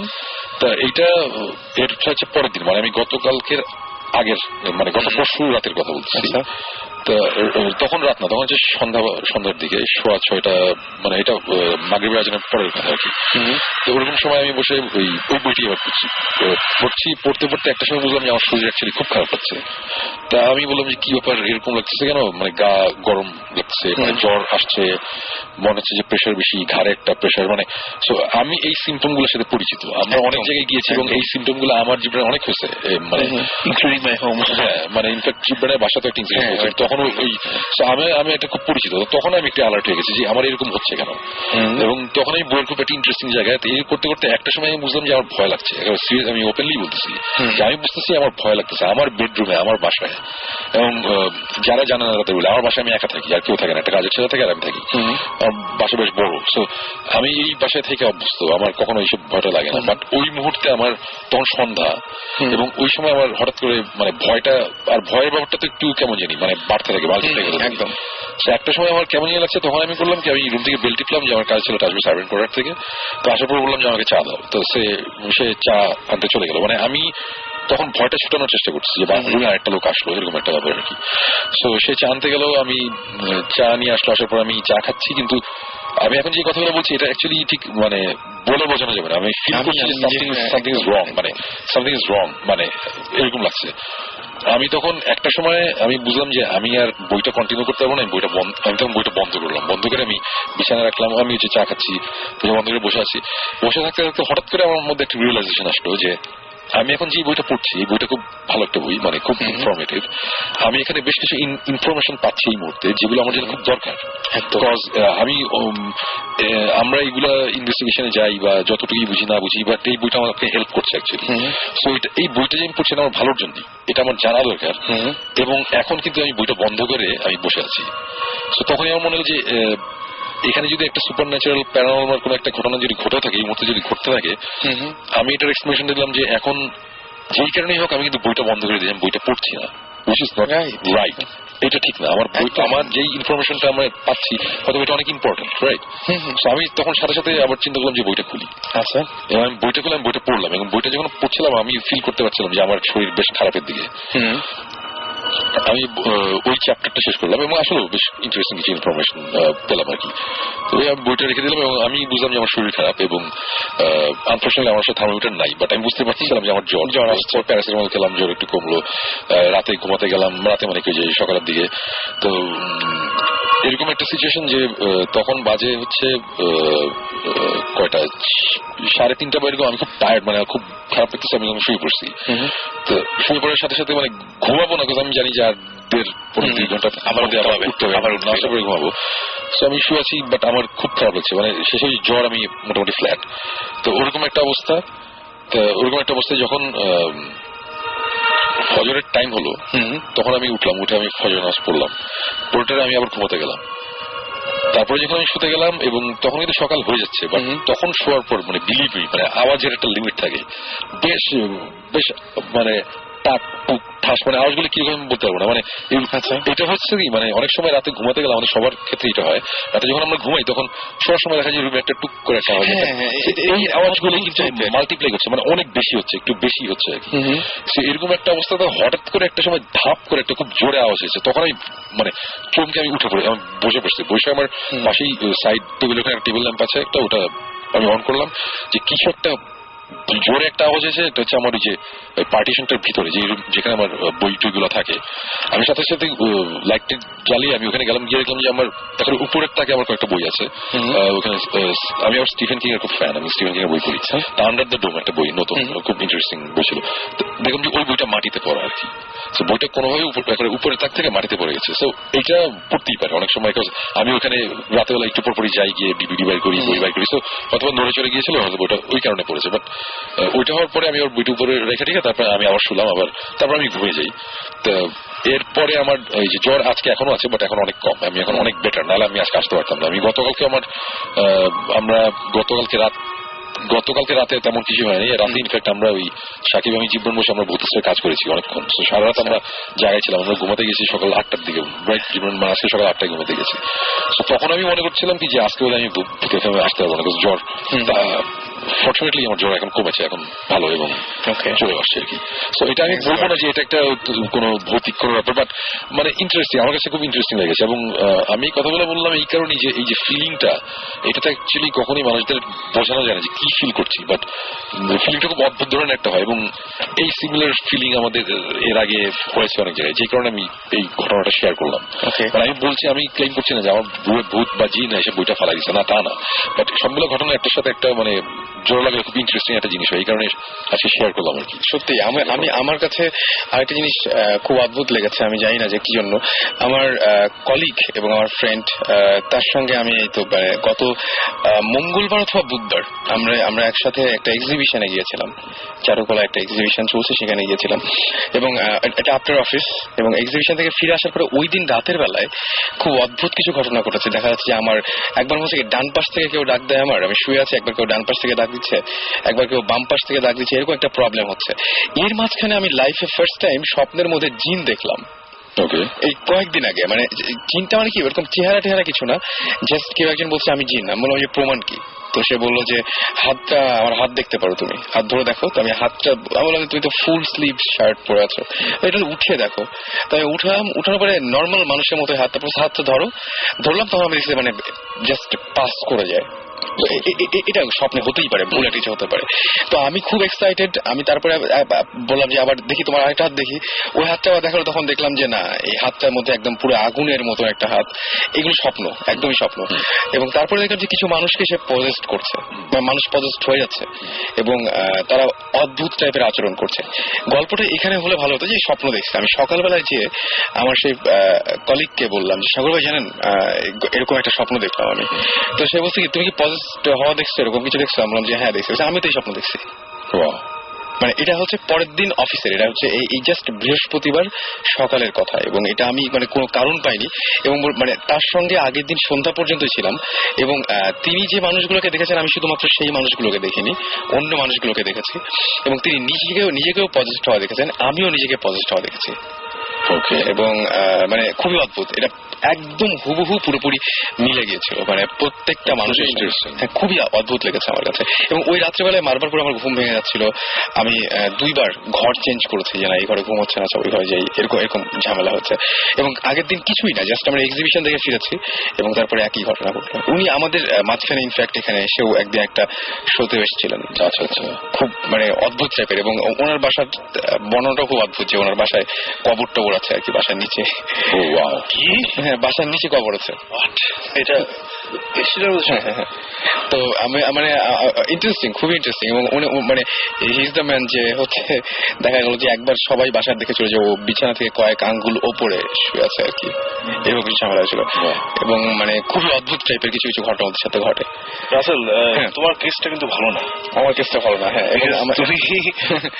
আমার যেটা মনে হচ্ছে ওর বাসায় তো সে যে কি দেখে and I'm pretty sure মানে ও যে সিগারেটে গন্ধ পায় that's not a nice smell it's a cancerous smell So, ওইটা দেখা তারপরে তোমার মাঝে মধ্যে মনে হলো যে এই যে কি একটা ছবি দেখলে দেখে মনে হলো যে মমির ছবি দেখে মনে হলো যে এইরকমই চেহারা নেটে পেয়ে গেলাম সেই ছবিটা ঘাটতে ঘাটতে আর কি আপনি ছিলেন না তখন, তো সে বললো যে একদিন নেট ঘাটতে ঘাটতে ওই যে কোন মমির ছবি দেখছে এন্ড অ্যাপারেন্টলি ওর যে দরজা বাইরে যে মাঝে মধ্যে ফিল করে কি যেটা মনে করি সেটা হচ্ছে একদম হুবহু প্রায় তার মতন দেখতে এরকম দেখতে নাকি। তো এখন শুধু সে এইসব স্বপ্ন দেখে থাকে, তুমি একটু দোয়া দোয়ার পর সদকা দাও সিরিয়াসলি, দোয়া দুরুদ পড়া এবং সদকাটাও দিতে হবে, সেটা দিতে হবে। সদকার উপায়টা নিশ্চয়ই আপনি বলবেন, আমার মনে হচ্ছে যেটা সদকা হচ্ছে উপায় টুপায় কিছু না, এটা খুব সিম্পল একটা সিস্টেম, কোথাও গিয়ে বললে হবে যে আমি সদকা দিতেছি, এটা হয়ে যাবে, এটা সিরিয়াসলি ওকে। না ওটা তো আছে, প্লাস হচ্ছে ধরেন ও বাসায় আল্লাহর নামে মুরগ টুরগ কেটে ওইটাই বলতেছি, রান্না করে আমাদেরকে ডাক দিল। আমি এটাই বলছিলাম যে আমরা বিসমিল্লাহ করে আমাদের ডাক দিলে অসুবিধা নেই, আমি এটা সদকাতে আসলে যেটা শুনলাম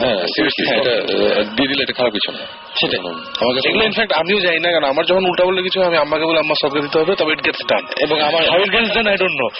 না আমি এটা বলতে চাচ্ছিলাম যে আমি যখন এরকম করে ঘটনা ঘটে আমার মা জাস্ট শোনার পরই যেটা করে যে একটা আমাকে জাস্ট জানায় যে হ্যাঁ একটা সদকা দিয়ে দিয়েছি, এরকম টাইপের একটা কিছু।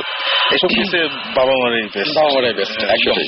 সেটাই আমার ক্ষেত্রে ওকে, অনেকক্ষণ ধরে কিছু বলার চেষ্টা করছি। না আমি কিছু শুনবে, মানে আপনি একটা জিনিস খেয়াল করেছেন যে মাইকের কাছে বললে ওকে খেয়াল করেছেন যে মানে ইউর গ্যাদারিং অফ নলেজ আর কোনো good stuff, Sakib let go of my head, good stuff যেমন আপনি নলেজটা গেম করলে আপনার ভালো হবে অন স্পেসিফিক সাবজেক্টস, রাইট, তখন এইগুলো জিনিস হচ্ছে। হ্যাঁ, রাসেলের ক্ষেত্রে অনেক আগে বলেছিল যে when he tried to do some research তখনও তোমার আনইজি ফিলিং আসছিল এগুলো। So do you think this somehow related? Related মানে কি, এখন এটা দুটো জিনিস হতে পারে, এখন কি আমি সায়েন্টিফিক ব্যাখ্যা যাব, দরকার আছে কি? না সায়েন্টিফিক ব্যাখ্যাতে না যাওয়া ভালো, সায়েন্টিফিক ব্যাখ্যাতে মানে আমরা যদি যেহেতু আমরা ভূত এফএমে আছি, সায়েন্স এফএমে নাই, প্রোগ্রাম করতে পারি সায়েন্স এফএম, হ্যাঁ ওইটাই বলছি, সো ওটা আমরা ওখানে অন্য এবং সবচেয়ে মজার ব্যাপার যে আপনি যে এক্সোসিজমের কথা বললেন ফার্স্ট শোতে, যেটা আমি বলেছিলাম তখনও আমার কাছে ছিল হচ্ছে এক্সোসিজমের উপরে পুরোপুরি প্রিন্টেড কিছু কপি, আমি নিয়েও দেখিয়েছিলাম। তো ওই যে বললাম যে পড়ার সময় ঝামেলাগুলো হচ্ছিল, ওইটা ওই এক্সোসিজমের উপরে। ফার্স্ট আমি হচ্ছে ভূত এফএমের আগে মানে যখন এটা শুরু হয়নি তার আগে থেকে ওইটা পড়ে আমি খুব ইন্টারেস্টেড হচ্ছিলাম, এবং আমি দেখছিলাম যে আরে এটা সব ধর্মে আছে। মানে আর একটা জিনিস হচ্ছে যে সায়েন্সের যে ব্যাপারটা যেটা অনেকেই বলে যে সায়েন্স এটাকে কি বলে, সায়েন্সের আসলে কোনো সাবজেক্ট না, এটা নিয়ে কথা বলার মতো কোনো কারণ নাই সায়েন্সের। যাই হোক, তার ওটাই। আর এখন আমরা যদি মানে এখন একটা ভাতের হোটেলে থেকে যদি বলি যে আমি ক্যাভিয়ার নাই কেন, সেগুলো লাভ নাই। তো আমরা সায়েন্সের জায়গায় থাকুক, এই জিনিস এখানে থাকুক। কিন্তু শুনুন, আপনি তো নিজেও বুঝতে পারছেন যে আপনার বাসায় যে ঘটনা ঘটলো এবং তারপরে অসুস্থ, আমার বাসার ব্যাপারটা হচ্ছে কি, মানে লোকজন হাসাহাসি করতে পারে, বাট আমার ধারণা আমার বাসায় মাঝে মধ্যে এই ধরনের কিছু একটা প্রেজেন্স আসে এবং মাঝে মধ্যে এই টাইপের জিনিসপত্র হয়। এটা আমি ছিলাম, আমার বাসায় ফুয়াদ 2-3 বছর ছিল, সেও যাওয়ার আগে এই কথা বলে গেছে যে শোন ভাই something is wrong, very wrong. মানে বাট আমার বাসায় কখনো এরকম কিছু হয় নাই যে ক্ষতি করে, এরকম কিছুই হয় নাই। এখন আমার বাসায় রাত্রেবেলা বই পড়তে গেলে যদি আমার জ্বর আসুক, এটা আমি হ্যান্ডেল করতে পারবো। তো ব্যাপারটা হচ্ছে ওইটাই, তো ওইটা নিয়ে ইয়ে না। বাট ইন্টারেস্টিং ব্যাপার হচ্ছে যে আমি বাসা চেঞ্জ করছি সামনে, এই কারণে না, আমি নতুন একটা বাসাতে যাওয়ার প্ল্যান করছি। ওই বাসায় কে থাকবে? না, এই বাসায় অসুবিধা হবে না, বাট নতুন যে বাসাটা যাওয়ার প্ল্যান করছি ওই বাসাটা নিয়ে অনেক অনেক অনেক ধরনের কথা আছে আর কি, যেখানে আমি আরো অনেক বেশি ইন্টারেস্টেড এই বাসাটাতেই যাওয়ার জন্য। সো হোপফুলি আমি এই 1.5 মাসের মধ্যে আমি নতুন বাসায় উঠবো, তখন দেখা যাক। এটা কি ঢাকার ভেতরেই? হ্যাঁ, ঢাকার ভেতরে আমি যে বাসা শিফট করছি আর কি। আমি ঢাকার মধ্যে আমি একটা উত্তরের দিকে একটা বাসা যাচ্ছি আর কি। তো দেখা যাক ওইটা তারপরে যাবে। আচ্ছা, তার মানে ওই বাসা নিয়েও তার মানে আমরা কয়েকটা এপিসোড ওটা দেখা যাক, ওইটা আমরা অন দ্য প্রসেস দেখা যাক। এই ব্যাপারগুলো যখন আমি দেখি যে এর আগে কয়েকটা ঘটনা জানি যে আপনি যে মানে যখন কথা বলছি কোনো একটা জায়গায় নিয়ে, তখন আপনি বলছেন যে ওখানে যেতে চাই বা ওটা এক্সপিরিয়েন্স করতে চাই। কোনোদিন এরকম হয়নি যে কখনো মানে এটা এক্সপিরিয়েন্স করতে চান বা এরকম জায়গায় গিয়ে বড় ধরনের কোনো ঝামেলা হয়েছে যেটা আপনার সাথেই হয়েছে? অবশ্যই হবে না কেন, বিকজ ওইটা যদি নাই হতো তাহলে আমরা ভূতিসটা দেখাবো কি টিভিতে, রাইট? আপনার সাথে হয়েছে বা আপনি হয়তো গেছেন বা এরকম? হ্যাঁ,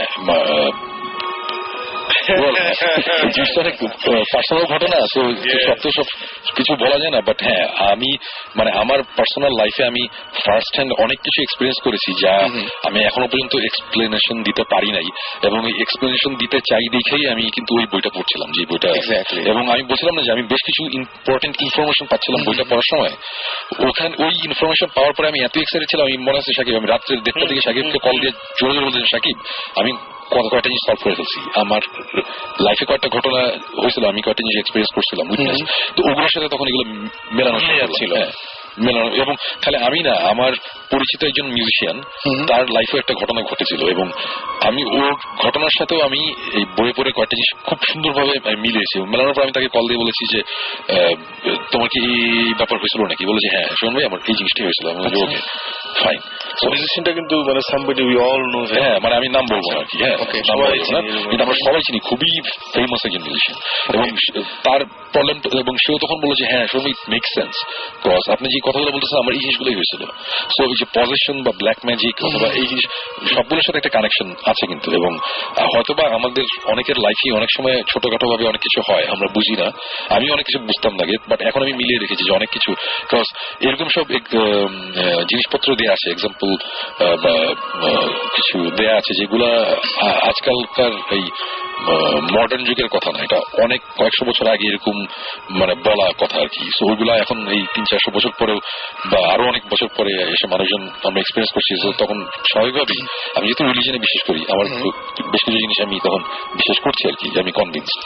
আপনি এই আপনার এই পজিশন স্টোরিগুলো, বইটা তো আপনি এখন পড়ছেন, পরে হলে আমি পড়বো, আপনি যেগুলো আমার সাথে শেয়ার করেছিলেন, আসলে আমার মনে নেই আমি কি আমার কাজিনের একটা ঘটনা শেয়ার করেছিলাম যেখানে সি ওয়াজ পজেসড।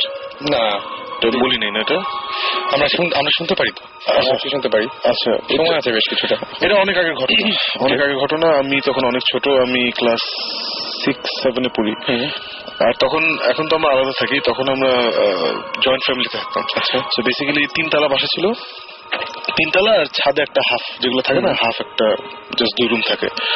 ওখানে আমরা বেসিক্যালি 4 চাচার ফ্যামিলি থাকতো আর কি, মানে একদম উপরে থাকতো আমার ছোট চাচা, এটা ঝুনা চৌধুরী, পার্সোনালিটি এবং ব্যক্তিত্ব। উনি থাকতেন একদম উপরে, তখন হি ওয়াজ আনম্যারিড, উনি উপরে থাকতেন। 3 তলায় থাকতেন আমার বড় চাচা এন্ড হিজ ফ্যামিলি, 2 তলায় আমার মেজো চাচা এন্ড হিজ ফ্যামিলি, আর নিচতলায় আমি তখন আমার আব্বা কি ইরান ছিল ঠিক মনে নেই, ওখানে আমরা থাকতাম, আর দাদি থাকতেন আমাদের সাথে। সো আমার সব চাচারই হেভি জোশ, মানে ভেরি মানে fun people and all that, but আমার মেজো চাচা হচ্ছে বেসিক্যালি ফ্যামিলিতে কিছু থাকে না লোক যে প্রচন্ড লজিক, প্রচন্ড পড়াশোনা, প্রচন্ড মেজাজ, সবাই ভয় পায়, তো উনি ওইরকম আর কি, মানে উকিল ছিলেন, মানে তারপরে এখনো ইনফ্যাক্ট প্র্যাকটিসিং সেক্রেটারি ছিলেন, সেই অনেক কিছু আর কি। তো উনি আর কি, এবং উনি আবার খুব রিলিজিয়াস, এমন না যে উনি ওয়াজ ভেরি রিলিজিয়াস, ফ্যানাটিক না, মানে নামাজের সময় নামাজ, কোরআন শরীফ পড়েন, নর্মাল মানে ভালো রিলিজিয়াস যেটা আমরা বুঝি আর কি। তো ওনার 2 মেয়ে ছিল, একটা বড় মেয়ে, একটা ছোট মেয়ে। ছোট মেয়েটা ছিল আমার থেকে একটু বড়। আচ্ছা, so she and I were very close, কারণ পিঠাপিঠি টাইপের ছিল। ওর সাথে আমার সবচেয়ে বেশি ফুর্তি টুর্তি, আমি তখন আমি ক্লাস 4 পড়ি, মানে অনেক ছোট আমি। আচ্ছা, সে আমার থেকে 2 বছর বড়। তো আমরা মানে স্কুল টুল পরে বাকি সময় একসাথে, মানে প্রচুর কাজিন, তো 3 তলা মিলে কাজিন, সারাক্ষণ হইচই, কে কার বাসায় ভাত খাচ্ছে, কে কার খোঁজ করে হিসাব নেয়, এরকম ছিল। সো ওই অবস্থায় হঠাৎ করে ওই কাজিন ফেল সিক। আচ্ছা, এন্ড তো অসুখ তো আমরা দেখছি, এতগুলো বাচ্চা একসাথে আছে, একজন সারাক্ষণ কিছুটা লেগে আছে। তো ওখানে যেটা হলো যে তো অসুস্থ দেখি যে ভালো হচ্ছে না, ওর জ্বর এই সেই, অনেকদিন কেটে গেল, ওকে ভালো করা যাচ্ছে না। এট ওয়ান পয়েন্ট ওকে সরাই ফেলা হলো আমাদের সামনে থেকে। আচ্ছা, মানে আমাদের বাচ্চাদের অ্যাক্সেস কেটে দেওয়া হলো আর কি, আমরা we were not allowed to visit হার। আচ্ছা, ওকে, সো ইটস নট লাইক তার মানে জ্বর বা ছোঁয়াচে জ্বর বা চিকেন পক্স এরকম কিছু না, ভাইরাল ফিভার এরকম কিছু না, কারণ ওটা হলে ছড়াটা লাভ নেই, এমনি হবে অমনি হবে। জন্ডিস হলেও তো you can go and visit, right? তখন যেটা হয়েছে যে ওকে সরাই ফেলা হলো, তখন আমরা বাচ্চা, তো আমরা আসলে ঠিক বুঝি নাই যে ঘটনাটা কি। তো অনেকদিন ধরে অনেক কিছু করার পরে এগুলো ইনফ্যাক্ট আমি পরে শুনেছি, বড় হয়ে শুনেছি। তখন যেটা আমরা দেখলাম যে অনেকদিন ধরে সরে রাখা হয়েছে, বাসায় ডাক্তার টানো হয়েছে, তাকে অনেক হসপিটাল নেওয়া হয়েছে। ফাইনালি আমরা দেখলাম বাসায় কিছু হুজুর টাইপের লোকজন আসা শুরু করলো। আচ্ছা, তো হুজুর টাইপের লোকজন কেন আসতেছে তখন আমরা কেউ জানি না, আমাদেরকে বলা হচ্ছে না। আমাদের বড় বড় কিছু কাজিনরা ছিল, ওরা দেখি আমাদের দেখলে খুব সিরিয়াস চেহারা তাকিয়ে থাকে, মানে ওরাও খুব ওয়ারিড, এবং ওরা আমাদের সাথে, আমরা ছোট কাজিন যারা, আমাদের সাথে শেয়ার করছিল না আর কি। আচ্ছা, তো ওই অবস্থায় ফাইনালি এই হুজুর টুজুর ইয়ে হওয়ার পরে finally she started getting better. হুজুররা যাওয়ার পরে তারপরে হ্যাঁ, মানে হুজুর টুজুর নিয়ে অনেক কিছু হলো এই হলো টুলো, finally she started getting better. And তার মোটামুটি প্রায় 4 মাস এই পুরা জিনিসটা, প্রায় 3 মাস না 4 মাস ধরে এই পুরা জিনিসটা হয়েছে।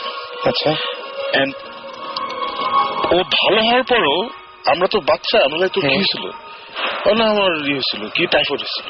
That was the official story, typhoid হয়েছিল। পরে যেটা বাহির হলো, যখন আমাদের একটু বয়স টয়স হলো, তখন আছে না সবার বাবা মাকে জিজ্ঞেস করলাম যে ঘটনা কি হয়েছে, তখন বের হলো যে সে ডিড হ্যাভ টাইফয়েড। আচ্ছা, ওকে, প্রথমে টাইফয়েড হয়েছিল, এন্ড দেন ওকে ওষুধ টষুধ দেওয়া হয়েছিল, কিন্তু নাথিং ওয়াজ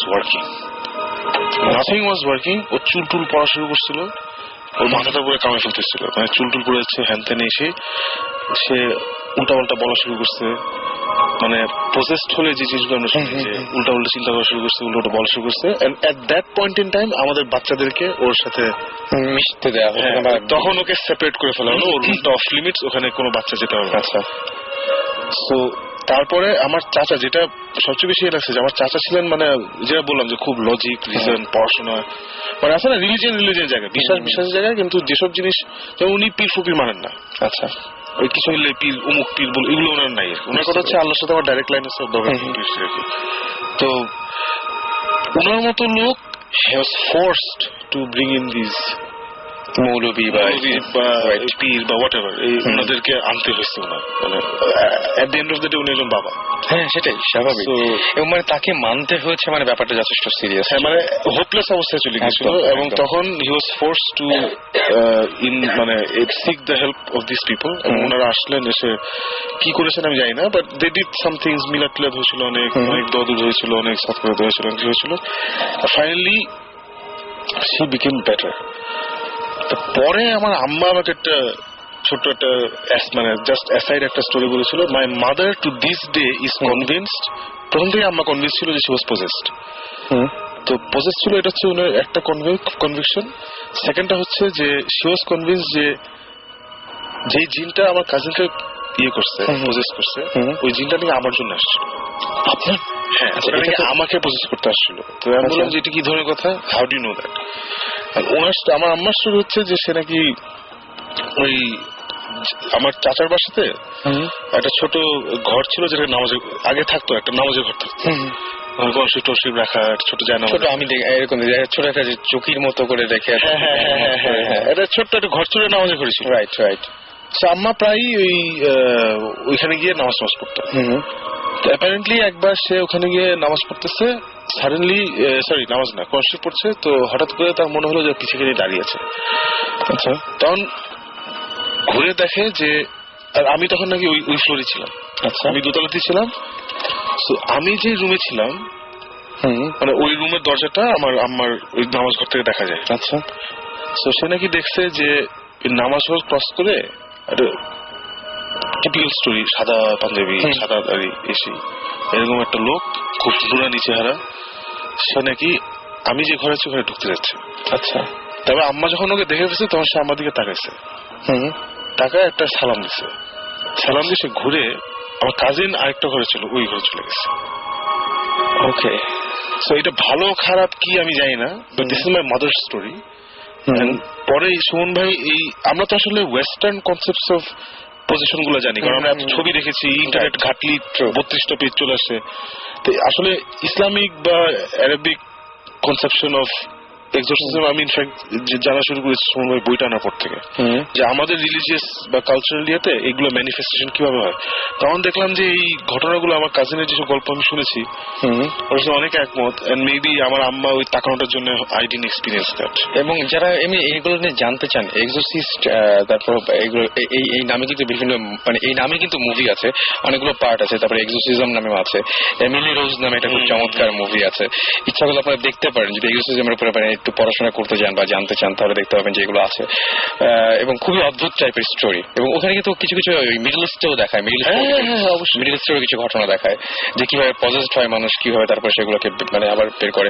রিলিজিয়ন তো at the end of the day divide করছি আমরা, আল্লাহ তো এক, আমরা এটাকে হিন্দু, মুসলিম, খ্রিস্টান, বৌদ্ধ অনেক কিছু বানাইছি, সেইটাই। So I have a feeling ওই এইসব জিন বা whatever we call this things ওই সবাইকে একই জিনিস এফেক্ট করে। এক্স্যাক্টলি। এবং প্রত্যেকটা মানে ধর্ম বলি সব জায়গাতেই এদের অস্তিত্বের কথা বা এক্সোরসিজমের এই প্রসেসটা সব জায়গাতেই আছে, এমনকি আমাদের ইসলামেও আছে। ওরপি আমাদের এসএমএস করেছেন, বলছেন I saw A ghost in my childhood. আচ্ছা, এবং তিনি বলছেন এটা বাসায় দেখেছিলেন মাঝরাতে, এবং তিনি বলছেন যে our building was build beside two graves, দুটো কবর আছে পাশে, এবং তিনি মনে করছেন যে সেই কবরের ওখান থেকে হয়তো এরকম কোন কবরের কারণে এরকম কোন ঘটনা ঘটছে। আন্না আমাদের এসএমএস করেছেন এবং তিনি বলেছেন যে মাই গ্র্যান্ডফাদার, তিনি যে বাসাতে মারা যান 1999-এ, সেখানে 15 days পর তার ভাইয়ের সাম প্রবলেমস হয় এবং তারা বাসা থেকে চলে যাবার পর সেখানে একটা ছেলে, আর তারপরে এসএমএসটা আসেনি। অনি আমাদের এসএমএস করে বলছেন সুমন ভাই আরেকবার বইয়ের নামটা, আমার বই এবং এটা একটু আমি বেশ কয়েকটা এসএমএস দেখলাম, অনেকেই বইটার নামটা আছে। বইটার নামটা ছিল হচ্ছে the exorcist tradition in Islam, এবং বইটা লিখেছে হচ্ছে বিলাল ফিলিপস। পুরো নাম হচ্ছে doctor Abu Ameenah Bilal Philips. Bilal Philips হচ্ছে যে ইসলামিক চ্যানেল বা কোথাও সে মাঝে মধ্যে একজন স্কলার, উনি মাঝে মধ্যে অনেক ইয়ে দেয় আর কি, অনেক অনুষ্ঠানে আসে। সো নাম হচ্ছে বিলাল ফিলিপস আর এক্সোরসিস্ট ট্র্যাডিশন ইন ইসলাম। এটা আমার মধ্যে গুগল করলেই পাওয়া যাবে ডিটেল বইটা। রাইট। তো আজকে মনে হয় শেষ করাই ভালো, তাই না? আমরা একটু বলি যে আমাদের এসএমএস করেছেন প্রসূন, এসএমএস করেছেন মাহবুব, ফারহান, সালমান, এসএমএস করেছেন লাগন, রুনা, এসএমএস করেছেন মুহসিন, এছাড়াও রাসেল এসএমএস করেছেন, উজমা এসএমএস করেছেন আমাদেরকে, সুমা, তারপরে সৃষ্টি, আন্না, তারপরে আফনান, রনি, নুসরাত, অর্পি সহ আরো অনেকে। শুধু লাস্টে আমি একটা কথা জানতে চাই সাকিব ভাই, সেটা হচ্ছে যে এখন উনি কেমন আছেন বা পরে আর কোনো সমস্যা হয়নি এরপরে? না, মাশাআল্লাহ ওই ইনসিডেন্টস এর পরে কোনো সমস্যা হয়নি, and she is very happily married, living in America right now, in Dallas, Texas. এখন তো ঘটনা নিয়ে মজা করেন হয়তো, তখন না এটা নিয়ে না পরে আর কোনো কথা হয়নি। এটা নিয়ে ইনফ্যাক্ট আমার কাজের সাথে আমার জীবনে কথা হয়নি। আচ্ছা, কিন্তু ছোটবেলায় যখন সে ভালো হয়ে গেছিল তখন একবার তো কি ছিল যে টাইফয়েড ছিল, মানে উই অবভিয়াসলি নিউ যে টাইফয়েড না, বাট জিনিসটা নিয়ে আসলে মানে কথা হয়নি। এটা আমার এন্টার ফ্যামিলিতেই কথা হয়নি, আমার আম্মার সাথে আমার এটা নিয়ে কথা হচ্ছে, এন্টার আম্মার কাছ থেকে আমি। কিন্তু ওই ব্যাপারটা খুব ভয়ঙ্কর আমার কাছে, যেটা মানে যে ঘরে একটা ঘরে না গিয়ে আরেকটা ঘরে, মানে ব্যাপারটা খুবই অদ্ভুত টাইপের। মানে অ্যাটলিস্ট আন্টি তো কিছু একটা দেখেছিলেন, সেটাই মানে আম্মা ইজ কনভিন্স যে ওই জিনিসটা আমার জন্য আসছিল, এন্ড আম্মা দেখে ফেলছে, আম্মা ভাবছে যে তখন যেহেতু আম্মা মানে কনসিয়াস করছেন অল দ্যাট, তখন ওই স্প্লিট সেকেন্ড একটা ডিসিশন চেঞ্জ হচ্ছে। আচ্ছা, এটা হচ্ছে আম্মার থিওরি। আচ্ছা, সো আই ডোন্ট নো। ওকে। আচ্ছা, আমি একটা জিনিস বলতে চাই, যারা ভূত এফএম রেগুলারলি শুনছেন, যদি আমাদের কাজের কোনো এভিডেন্স দেখতে চান বা একটা টেস্ট পেতে চান, প্লিজ ভিজিট ইউটিউব, ওখানে BHOUTIST ভৌতিস দিয়ে সার্চ দিলে আমাদের ডেমো ট্রেলারটা চলে আসবে। ইনফ্যাক্ট আমি দেখছি যে কয়েকদিন ধরে সবাই খুব দেখছেন এটা, ফেসবুকে আবার আপলোড করে দিচ্ছেন বিভিন্ন প্রোফাইলে, এবং সেটা আবার শেয়ার করছেন সবার সাথে। Thank you. আমার কাছে খুব ভালো লেগেছে জিনিসটা, এবং in fact you are most welcome. মানে আমি তো আমার মানে থ্যাংক ইউটা আমারও পাওয়ার, আমি নিজেও দেখেছি ইনফ্যাক্ট, এবং আমি নিজেও সেম কাজটা করছি। তো যাই হোক, সুমন ভাই শেষ করি আজকে। হ্যাঁ, শেষ করার আগে আমি আরেকটা কথা বলি, সেটা হচ্ছে যে অনেকের আমি লাস্ট টাইমও বলেছিলাম অনেকের একটা ভুল ধারণা আছে যে আমরা ভৌতিক টিমে আমরা আরো লোকজন চাচ্ছি আমরা নিয়ে করার জন্য। অ্যাকচুয়ালি আমরা এর আগেও লাস্ট এপিসোডে বলেছিলাম, আবার বলছি যে অ্যাকচুয়ালি ভৌতিক টিম আমরা যেটা করেছি আমরা এটা নিয়েই মানে অ্যাকচুয়ালি হিমশিম খাচ্ছি, আমরা তিনজনই হ্যান্ডেল করতে পারছি না। সো আমরা অ্যাকচুয়ালি আরো মানুষজন নিয়ে কোনো ইনভেস্টিগেশনে যাওয়ার আমাদের এই মুহূর্তে কোনো প্ল্যান নাই। বাট আমাদের কখনো যদি এরকম কিছু হয় ডেফিনেটলি আমরা জানাবো, তখন আমাদের সাথে যোগাযোগ করলে আমরা দেখবো। বাট এই মুহূর্তে আমরা কাউকে নিয়ে যেতে চাচ্ছি না। ইভেন এই যে আমাকে পার্সোনালি একটা মেসেজ পাঠিয়েছে শায়ের আমান, আমি যেতে চাই, সরি আমি তোমাকে নিব না। এবং সবচেয়ে আশ্চর্য ব্যাপার কি মানে তবে না নিতে চাইলেও সে সাথে আরো কিছু একটা মানে মানুষকে অন্তত মানে উৎসাহ দেওয়ার মতো কিছু একটা বলার সময় চলে এসছে বোধহয়। আমি এবার অসংখ্য ইমেল পেয়েছি, আচ্ছা ভাইয়া আপনারা নিবেন না, ভালো কথা, আমরা কয়েকজন মিলে টিম করেছি, ভালো, খুবই ভালো, সবাই মিলে টিম করুক। বাট আমার কথা হচ্ছে যে যাই করুক নাই করুক এই সম্বন্ধে একটু পড়াশোনা একটু রিসার্চ করে একটু প্রিকশন নিয়ে তারপর যাওয়া উচিত। কজ আমরা তো কোনো এক্সপার্ট না, আমি সাকিব জীবন কোনো এক্সপার্ট না, বাট এতটুকু বলবো যে এই জিনিস নিয়ে অ্যাটলিস্ট 7-8 বছর ধরে ঘাটাঘাটি করে তারপরে আমরা এখনো অনেক জায়গায় গিয়ে, এবং আমার ধারণা ভৌতিক এপিসোড গুলো যখন আসবে তখন 2-1 এপিসোড দেখলেই মানুষজন বুঝতে পারবে জিনিসটা খুব একটা সোজা জিনিসটা বা খুব একটা সেফ জিনিসটা। আমরা অনেক কিছুর মুখোমুখি হয়েছি মানে প্রবলেমের আর কি, তো এটাই আর কি, সেটা সাবধান থাকাই ভালো আর কি, সেটাই আমার কাছেও সেটাই মনে হয়। এবং সত্যি কথা বলতে কি যেটা আসলে ফান করার মতো কোনো জিনিস না, একদমই আমার কাছে এটা মনে হয় একদমই ফান করার কিছু না। সুমন ভাইয়ের কাছ থেকে আজকে আর কিছু শুনতে চাইলাম না, একটু সিক সুমন ভাই বলেছেন শুরুতেই, থ্যাংক ইউ। তারপরেও আমরা পেয়েছি সুমন ভাইকে, এটা হচ্ছে আমরা সো লাকি। আর অনেকদিন পরে আবার হচ্ছে সাকিব ভাইয়ের কাছ থেকে, এবং বরাবর মতো একটা চমৎকার 4 সপ্তাহ সুমন ভাই যেহেতু ভূতের গল্প শেষ, আমি লাস্ট একটা কথা বলি। রাসেল, তুমি কি ইউনাইটেড স্টেটস এর ভিসা পেয়েছো নাকি বাই এনি চান্স? না পাই না, টাইম বলার সময় আমেরিকার টাইম বলছো। ও আচ্ছা, হ্যাঁ আমি একদম পুরোপুরি সকাল হয়ে যাচ্ছে এরকম একটা ব্যাপার হচ্ছে। এটা মানে আমি এরকম হতে পারে মানে এরকম ভালো যে পজেসড হয়েছি হয়তো ওই দিকের আপনার সাথে চলে এসছে এবং তারপরে আমি পজেসড হয়েছি, এরকম হতে পারে। এনিওয়েজ, আচ্ছা আপনারা যারা SMS করবে তখন তো করেছেনই, আরেকবার বলি আমাদের SMS করার নিয়ম হচ্ছে শাউট লিখে স্পেসে আপনার নাম লিখে স্পেসে আপনার মেসেজ লিখে পাঠিয়ে দিতে পারেন 9840 নাম্বারে। আর যারা ইমেল করতে চান তারা হচ্ছে ভূত FM BHOOT ভূত তারপরে FM@radiofurti.fm, এখানে আপনি ইমেল করে আপনার ঘটনাগুলো জানাতে পারেন। আপনাদের SMS গুলো সযত্নে আমার কাছে জমা আছে, এবং আপনাদের ইমেলের মাধ্যমে আপনাদের কাছে ফোন কলও যাবে, এবং ফোন কলের মাধ্যমে আপনারা অবশ্যই আমাদের এখানে পার্টিসিপেট করার একটা সুযোগ পাবেন। আর সেই সাথে যেটা বলবো যে অবশ্যই ইমেইলের সাথে আপনার টেলিফোন নাম্বার এবং অথবা সেলফোন নাম্বার এবং আপনারা কোন জায়গায় আপনি আছেন সেটা অবশ্যই, মানে ঢাকা, চট্টগ্রাম, রাজশাহী, সিলেট, বগুড়া, রংপুর, যেখানে থেকে হোক না কেন নিচে অবশ্যই লিখবেন আপনার জায়গার নাম, কোন জায়গা থেকে লিখছেন, এবং যদি আপনারা শোতে আসতে চান সেই ব্যাপারেও আপনারা ইচ্ছা করলে আমাদের সাথে কন্ট্যাক্ট করতে পারেন। ঘড়িতে সময় এখন রাত 2:07। সো শেষ করতে হচ্ছে, কথা হবে আবারও আগামী শুক্রবার ভূত FM এ ঠিক 11:59। সেই পর্যন্ত সবাই ভালো থাকবেন, সুস্থ থাকবেন, সুন্দর থাকবেন। এবং শেষ করার আগে একটা ওয়ার্নিং দিতে চাই, শিওর প্লিজ গভীর রাতে যদি কেউ বাসে ওঠেন একটু ভালো করে দেখে নিন যে সিটে যারা বসে আছে আসলেই মানুষ নাকি। আমাদের প্রতিষ্ঠা একটা ইনভেস্টিগেশন আমরা করছি এখন, ওই স্টোরিটা সিজন 2 ইনশাআল্লাহ দেখবো। ভাই আমার তো মানে খুবই রিসেন্টলি আমার পাহাড়ে যাওয়ার ইচ্ছা আছে, আমি বুঝতে পারছি না যে রাতেই। Okay, so thank you so much এতক্ষণ ধরে আমাদের সঙ্গে ছিলেন। স্টে টিউন টু রেডিও ফুর্তি, ফিরে আসবো আবারও আগামী শুক্রবার একই সময়ে আপনাদের সাথে। রাসেল থাকবো এবং সেই সাথে থাকবে ভৌতিক টিম। সেই পর্যন্ত সবাই ভালো থাকবেন এবং বেশি করে সাহস সঞ্চার করবেন যাতে ভালোভাবে ভূত FM শুনতে পারেন।